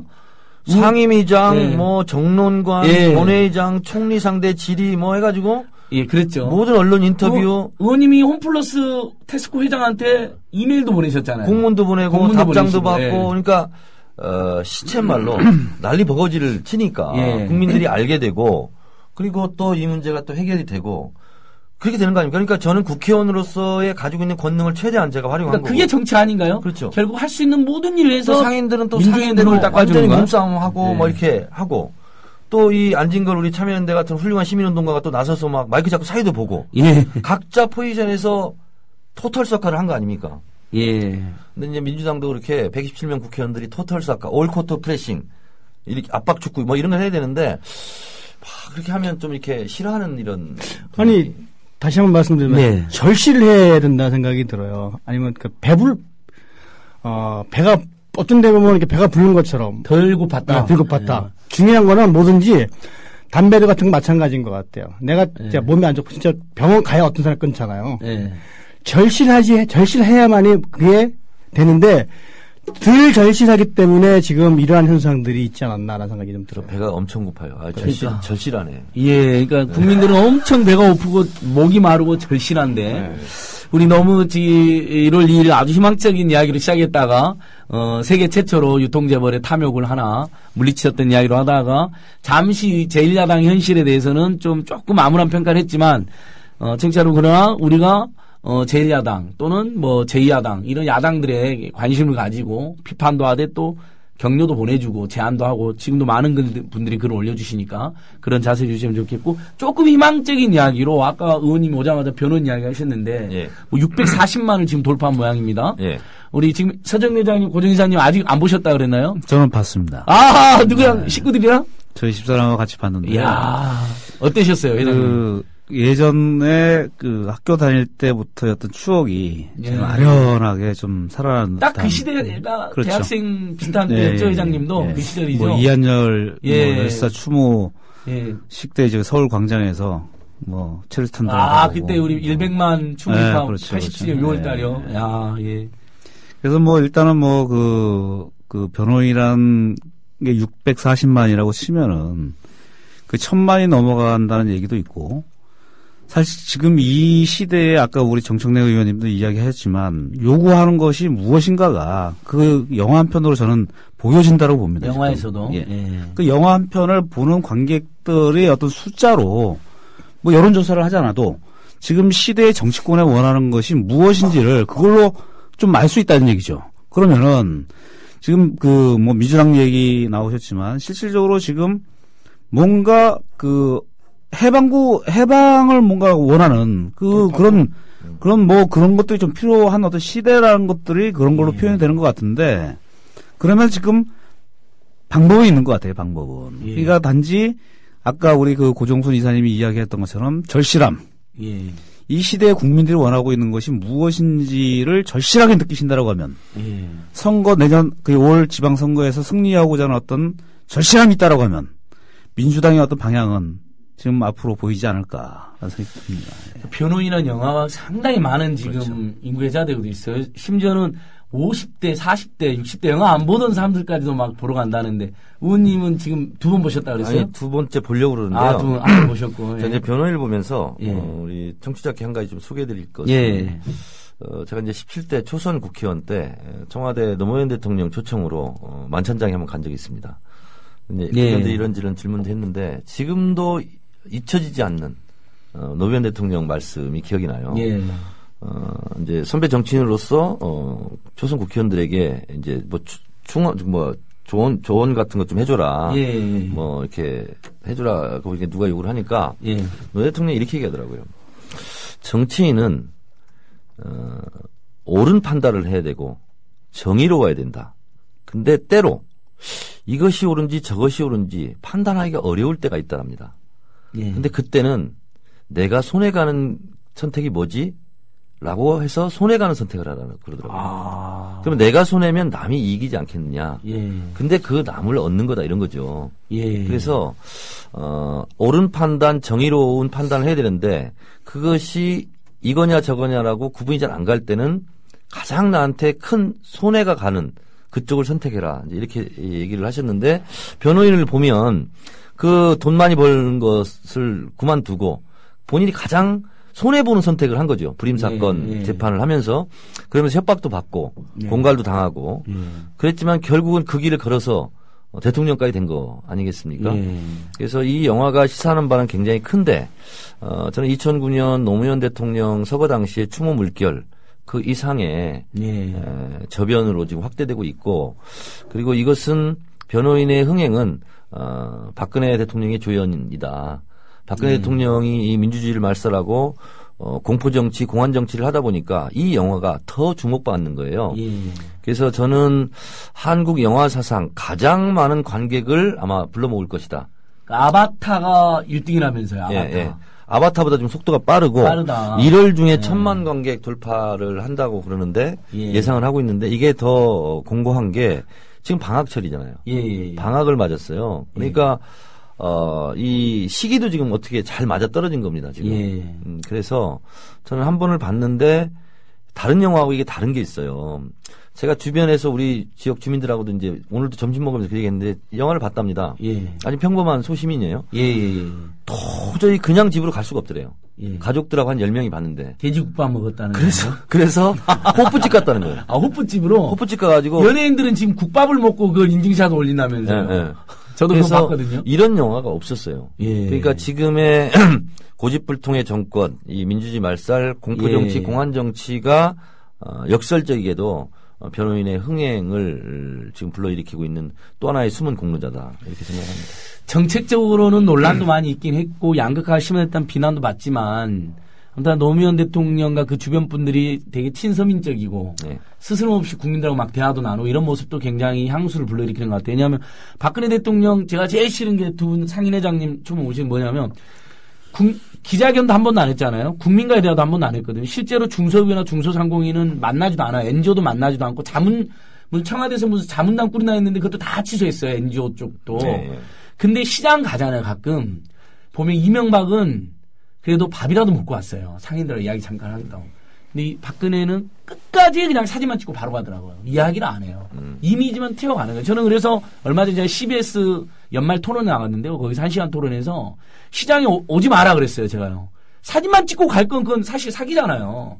진짜 우리 이야기를 들어주고 뭐가 필요한지 물어봐야 되는데 묻지도 않고 딱 사진만 찍고 가더라고요. 근데 박근혜 대통령이 말빨이 없어요. 말빨이 약해. 그래서 그런 거예요. 아니, 그러니까 저는 말 못하는 건 용서가 될 수 있는데 이야기를 들어주지는 않는, 들으려고는 자세가 없다는 거죠. 말 못하는 것은 이해를 해야 됩니다. 그러나 말귀를 못 알아듣는 것은 용서할 수가 없어요. 말이 안 통한 네트잖아요. 별명이 지금 말이 안 통한 네트인데 저는 안 통하는 것까지도 이해가 있는데 먼저 들어는 봐야 될 거 아니에요. 가서 왜 사진 찍고 그냥 가냐는 거죠. 회장님 네. 한 말씀 해주십시오. 네. 꼭 박근혜 대통령을 욕해달라는 게 아닙니다. 상인 시장에 계실 때 정치인들 많이 오니까 네. 그런 태도들 잘하실 거 아니에요. 그래서 한번 여쭤본 거예요. 저도 너무 답답해가지고. 뭐 어떻게 하겠습니까? 제가 본 그 정치인들이 뭐 시장에서 꽤 많이 봤죠. 뵀는데 예. 그 중에 특이하게 한 분이 계셨어요. 한 분. 예. 한 분이 계셨는데 지금 박원순 시장님입니다. 예. 박원순 시장님 같은 경우에는 꼼꼼하게 메모를 많이 하시더라고요. 이게 와가지고 이야기를 듣고. 그러니까 이제 시장에 장보기를 하러 이제 오셨는데 물가 조사한 거죠. 예. 뭐가 얼마면 직접 챙기셔가지고 그것을 메모를 하시고 계산도 굉장히 정확하시더라고. 예. 지금 다 해가지고 얼마입니다. 맞지요? 예. 이런 식으로 한 점포에서 충실하게 자기가 조사를 할 것들을 직접 조사를 하시고 그것을 그대로 또 이제 정책에 또 반영을 하시더라고요. 예. 한 가지 더 새로운 변화는 뭐였냐면요. 제가 박원순 시장을 칭찬하자는 게 아니고, 예. 제가 본 것을 그대로 예, 그러니까요. 아니 그런 이야기를 해달라는 거예요. 그래서 예. 저 이제 서울시의 공무원들을 보면서, 야, 진짜 공무원들이 진짜 많이 바뀌었다. 예. 왜 그걸 느끼냐면요. 저도 이제 사회생활을 이렇게 오래 하지는 않았지만, 그래도 공무원들이 어떤 태도라든지 이런 것들은 느끼면서 좀 살았거든요. 근데 최근에 바뀌어진 것이 시민사회 활동가들처럼 공무원들이 바뀐 거예요. 특히나 이제 소상공인 지원과의 공무원들. 예.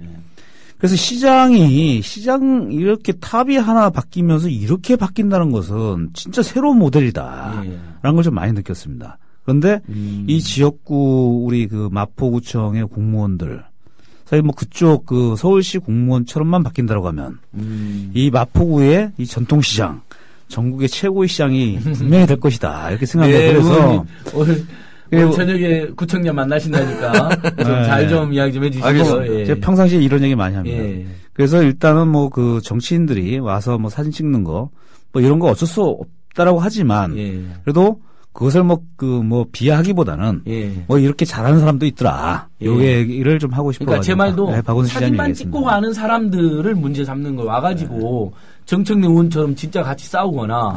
제가 노하우를 하나 가르쳐드릴게요. 다른 정치인들을 위해서. 의원님, 왜냐면 그냥 왔다 가면 사진만 찍고 가는 거예요. 그래서 저는 우리 회장님 잘 아실 텐데 물건을 삽니다 항상. 예. 그래서 밤도 사고 예를 들면 베개도 사고 양말도 사고 제가 그 양말 지금 망원시장표예요. 그리고 양복도 거기 사고 옷도 사고 그러니까 시장 한번 쭉 인사 다니잖아요. 그러면 뭐라도 하나 팔아드려야 그래도 저한테 인사하는 대가가 있잖아요. 네. 그래서 저는 물건을 많이 사요.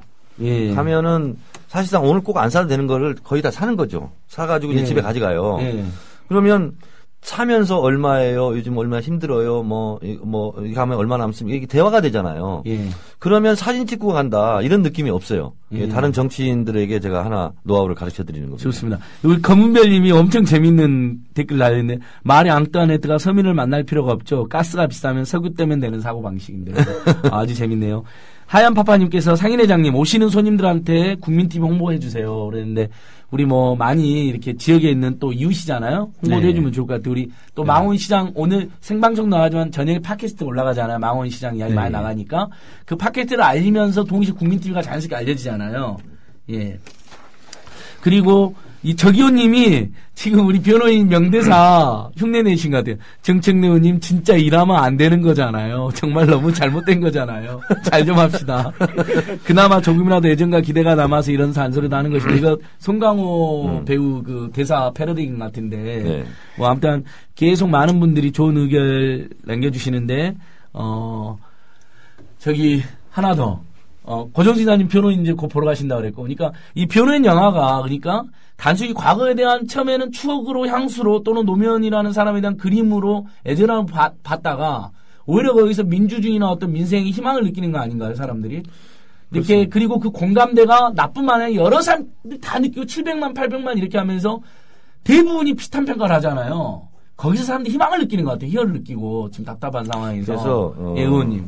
죽은 노무현이 산 박근혜를 잡을 가능성이 많습니다. 아 그렇게. 네, 사람들의 지금 가슴 속에 이게 지금 일시적으로 왔다 가는 그런 감정이 아니거든요. 지금 영화 자체가. 그래서 저도 당장 누가 국현이가 또 본다 이런 게 아니라 제가 그냥 자책 한번 더 보고 싶어요. 진짜로 마음에서. 그렇죠. 그리고 다시 한번 가서 보고 싶은 거야. 예. 그 분위기를 다시 한번 느껴보고 싶고. 그래서 두세 번 보는 사람들이 많아지고 있답니다. 그러니까요. 옛날에 저기 대선 이후에 레미제라블 영화 막 사람들이 보러 간 것보다 열기가 더 뜨거운 것 같아요. 보니까. 그래서 동그라미님이 주신 지금 서울시 공무원이 바뀌었는데 시장 바뀌면 다시 옛날로 돌아가세요. 회장님. 참여정부 국정원 MB정부 때 바뀌었듯이. 그러니까 이런 것도 굉장히 중요한 것 같은데. 그런 민주주의와 민생희망으로 의원님이 법안을 냈다고 지금 트위터를 남기고 오셨잖아요. MBN 인터뷰도 하시고. 그 법안 설명이니까 그 대통령 측근들이 부정선거 연루될 때 당선 무효도 가능한. 네, 그렇습니다. 예, 한번 설명 한번 해주시죠. 그러니까 제가 19대 들어서 79개의 법을 냈습니다. 법을 굉장히 많이 냈죠.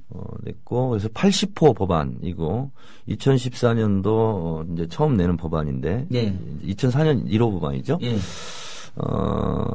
장하나 의원이 이제 박근혜 대통령 인정 못한다 이런 거 퍼포먼스 하고 이러면서 내가 선배 의원인데 내가 좀 더 잘할 수 있는 게 뭘까 하고 고민을 많이 했어요. 하고 장하나 의원도 응원도 하고 하면서 근데 갑자기 생각이 나더라고요. 국회의원은 선거법 위반으로 100만 원 벌금형이 확정되면 국회의원직을 잃거든요. 근데 대통령은 이런 게 없어요. 자 그런데 대한민국 5천만 국민 모두 법 앞에 많이는 평등하잖아요. 누구가 예외일 수 없어요. 법 앞에서. 그렇죠. 그렇다면 대통령 당선인도 선거법을 위반했거나 이러면 대통령직을 잃는 것은 어떻게 보면 너무나 당연한 건데 사람들이 상상이 거기까지 미치지 못했던 거죠. 국회의원 재보궐선거는 익숙한데 대통령 재보궐선거는 아예 개념이 없었던 거예요. 그래서 대통령부터 서울역 노숙자까지 법 앞에 평등해야 되는 거 아니냐. 그래서 국회의원도 서울시장도 광주시장도 경기지사도 누구든지 선거법을 위반하면 그 직을 잃습니다. 거기에 제가 착안을 해서 대통령도 본인이 직접 불법 정치자금을 수수했거나 아니면 선거법 허위사실 유포, 상대방 비방 이런 거 모욕 이런 거면 100만 원 이상이면 대통령직을 잃을 수 있도록 법을 한 줄 더 넣었고요. 또 하나는 국회의원은 선거 사무장이 300만 원 벌금 이상이 확정되면 국회의원직을 상실합니다. 마찬가지로 대통령 선거 캠프의 대표자나 회계 책임자 등이 300만 원 이상 벌금을 맞으면 똑같이 대통령직을 상실할 수 있게 만드는 거고 그리고 이번에 국기문란 사건을 보면서 대통령 후보자 본인이 직접 또는 선거 캠프에 아까 말했던 그 선거 캠프의 대표자나 회계 책임자 법적인 직책이 있는 사람이 국가기관과 공모하여 부정선거를 저지른 것이 드러나고 법원에서 유죄 확정이 나면 예를 들면 300만 원 이상이라거나 아니면 징역형 이런 게 나오면 대통령직을 잃을 수 있다. 이런 취지로 세 가지를 공직선거법 개정안을 제가 냈어요. 근데 당장 이제 아까 MBN 앵커 같은 경우도 이게 이제 예고에 없었거든요. 이렇게 뭐 미리 질문지 전혀 없이 그냥 막 하거든요. 그러니까 깜짝 놀라는 거예요. 그러니까 개념이 없는 거예요. 그러니까 우리 분들 생각을 못 해본 거죠. 그렇죠. 그러면서 의원님 그거 굉장히 좀 논란이 많고 비판을 많이 받을 것 같은데요. 그래서 제가 즉석에서 물었어요. 그러면 만인은 법 앞에 평등하다. 단 대통령은 예외. 이렇게 해야 맞습니까? 그건 아닌 것 같은데요. 그렇습니다. 그래서 저는 이 법이 논란이 있으면 있을수록 오히려 저는 더 괜찮다 이런 생각이 들고 그리고 이 법을 반대하는 이유는 딱 한 가지일 겁니다. 앞으로 논란이 많을 것 같은데 대통령은 예외를 하자. 뭐 이거 말고는 다른 거 없잖아요 지금. 명분과 논리가. 그래서 저는 이것에 대해서 적극적이고도 공세적으로 제 주장을 펼칠 예정입니다. 정부 수반, 국가 수반으로서의 대통령의 특수지를 인정한다 해도, 존중한다 해도, 그 명백한 불법 부정을 저질렀다, 과정에서. 그럼 선거법 취지로는 무효가 되는 게 또 하나 이제, 맞거든요. 아까 이제 MBN에서 이제 제가 받았던 질문인데요. 뭐냐면, 그러면 현직 대통령이 적용이 되냐? 그러고 싶어도 법은 할 수가 없어요. 소급 적용이 안 됩니다. 그렇죠. 그래서 박근혜 현직 대통령은 이 법이 통과된다 할지라도 대상은 아닙니다. 그랬더니 앵커가 또 물어요. 다음에 그러면 민주당이 될지도 모르는데, 그러면 민주당만 더 손해보는 거 아닙니까? 라는 취지로 묻더라고요. 그래서 제가 그랬어요. 저는 지난번 대통령 선거에서 문재인이 당선되었는데, 알고 보니 문재인 캠프에서 사이버 사령부, 국정옥기문란 이런 도움을 받아서 문재인 대통령이 당선됐다 할지라도 나는 그 문재인 대통령을 함께 문재인 대통령에 대해서 비판을 했을 것이다. 이것은 문재인이다 박근혜다 민주당이다 새누리당의 문제를 떠난 거다. 법이란 것은 특별 케이스로 하면 안 된다. 외촉법처럼. 그래서 법은 만인 앞에 평등해야 되고 가장 공정해야 되고 일반적이어야 되는 거죠. 그렇죠. 특수하게 어떤 계층만 좋습니다. 특혜법은 안 그리고 되는 뭐 오죽하면 이런 법이 나왔겠느냐. 불법 부정을 대놓고 저질러 놓고 끝까지 나몰라라 하니까 그렇게 해도 또 국민들이 이해하는 측면이 있을 거라 생각합니다. 저는 또 하나의 이제 내친들의 이제 트위터의 질문이 현직 대통령은 형사소추, 뭐 외환, 뭐 내란과 야한의 정 아니면 형사소추를 받지 않는다는 거 충돌하지 않습니까? 그렇지 않습니다. 이것은 선거법은 빨리 진행되는 것이고요. 그리고 웬만한 경우 이런 경우는 보통 선거법도 6개월 이내에 다 되지 않습니까? 기소 여부가. 그렇기 때문에 그런 것을 좀 단축하면 되는 것이고 저희 보좌관한테도 이 부분을 검토를 했더니 여러 조항을 얘기하면서 위헌 소지는 적다 이렇게 얘기를 하더라고요. 자, 의원님께서 아주 또 우리 국민들 상식과 정해볼 바람 국민들을 위해서 좋은 법안 내주신 것 같고요. 계속 이제 마무리할 시간 됐는데 올해 1월 2일 첫 엄청난 으라차차로 우리 망원시장, 올드컵 시장 또 마포 주민단체들이 똘똘 뭉쳐서 망원역에 있는 홈플러스 익스프레스 1년 매출 80억이나 달하는데 몰아내고 지역경제 활성화, 경제민주화 조치를 만든 이곳. 그다음에 우리가 품목은 공개할 수 없지만 전국 최초로 또 합정동 홈플러스가 우리 지역 상공인들의 문제의식을 받아들여서 15개 정도는 상생 품목으로 판매를 하지 않고 있는 제도도 운영하고 있잖아요. 정말 좋은 마포인데 아까 댓글 중에도 마포는 참 좋은 일이 많다 이렇게 나와 있는데 회장님 올해 어떻게 해야 좀 더 우리 사회가 더 희망차질까요? 뭐 이렇게 한 말씀씩 더 하시죠. 우리 의원님은 두 말씀 하셔도 좋고요. 뭐 이제 저는 이제 나머지 이제 임기 동안 이제 망원시장을 좀 정상적인 궤도에 올려놓는 것에 일조를 해야 될 것 같고요. 아무튼 뭐 지금 그 망원역 익스프레스 철수로 인해서 뭐 새로운 어떤 전환점이 좀 만들어졌으면 좋겠다. 그래서 제도적인 어떤 정비라든지 법률적인 어떤 그런 것들이 좀 더 할 수 있는 게 있다라고 하면은 조금 더 나아져서 뭐 정청래 의원님도 계시니까 제 법으로 새롭게 만들 수 있는 건 만들고 해서 우리 같은 중소상인들 그리고 서민들이 그 주름살이 좀 더 펴질 수 있는 그런 한 해가 됐으면 참 좋겠다 라는 네. 바람입니다. 예. 우리 조합원들, 청취자들 망원시장 월드컵 시장 많이 오시고요. 이사님, 짧게. 예, 짧게 하겠습니다. 일단 여기 정청래 국회의원님이 계시니까 또 자꾸 정치가 자꾸 이렇게 정권이 바뀔 때마다 바뀌면은 국민들 진짜 혼란스럽습니다. 그래서 이제 좀 안 헷갈리게 그냥 진짜 국민을 위할 수 있는 이런 법안들이 자꾸 통과가 됐으면 좋겠고요. 끝으로 망원시장 많이 찾아주십시오. 고맙습니다. 좋습니다. 의원님, 좀 저희가 의원님의 유쾌함, 상쾌함을 많이 못 살렸는데 오늘 연말 연초 엄중해서 국면이 그래도 유쾌하게 한번 희망차게 한번 마무리 한번 해주십시오. 가는 길 험난해도 당당하게 가자. 기죽지 말자. 대한민국 국민들의 저력이 있다. 그리고 내 힘들지만 다들 힘내라고 응원하는 많은 동료들과 함께 어깨 걸고 이 험한 파고 공포 정치, 공안 정치의 시대를 넘자라고 말씀드리고 싶습니다. 대한민국 화이팅, 대한국민 화이팅. 아, 좋습니다. 변호인 2천만 명 돌파하고 그다음에 재벌 대기업 잘 규제하고 중소상공인들, 중소기업들 살만나고 정청래 국회의원의 8관왕 기록이 계속돼서 20관왕까지. 20관왕 하시고 끝날 때까지. 우리 국민TV 조합은 더 늘어나고 청취자는 엄청 늘어나고 폭발하고. 지금 조합원이 얼마나 되죠? 지금 현재 2만 명 조금 못 미쳤는데 2만 명 돌파해야 됩니다. 변호인 2천만 하고 조합원 2만 명 돌파해야 됩니다. 22만 2천 명이 올해 안에 확보될 수 있도록. 좋습니다. 이렇게 활기차고 희망찬 소식으로. 그리고 우리, 합정동, 망원동, 우리 국민TV 이웃들 계속 사이좋게 지냈으면 좋겠고요. 다음 주에는 장하나 의원이 오시기로 했고요. 또 장하나 의원과 함께 청년들이 고통이 많아서 청년 을들도 같이 오기로 했습니다. 장하나 의원도 망원시장 근처에 삽니다. 아, 그런가요? 네, 역시 좋습니다. 자, 우리 국민TV 계속 화이팅하고 으라차차도 힘내겠습니다. 예. 청취자 여러분 들어주셔서 감사하고 오늘 이렇게 인사드리겠습니다. 안녕히 계세요. 감사합니다. 안녕히 계세요.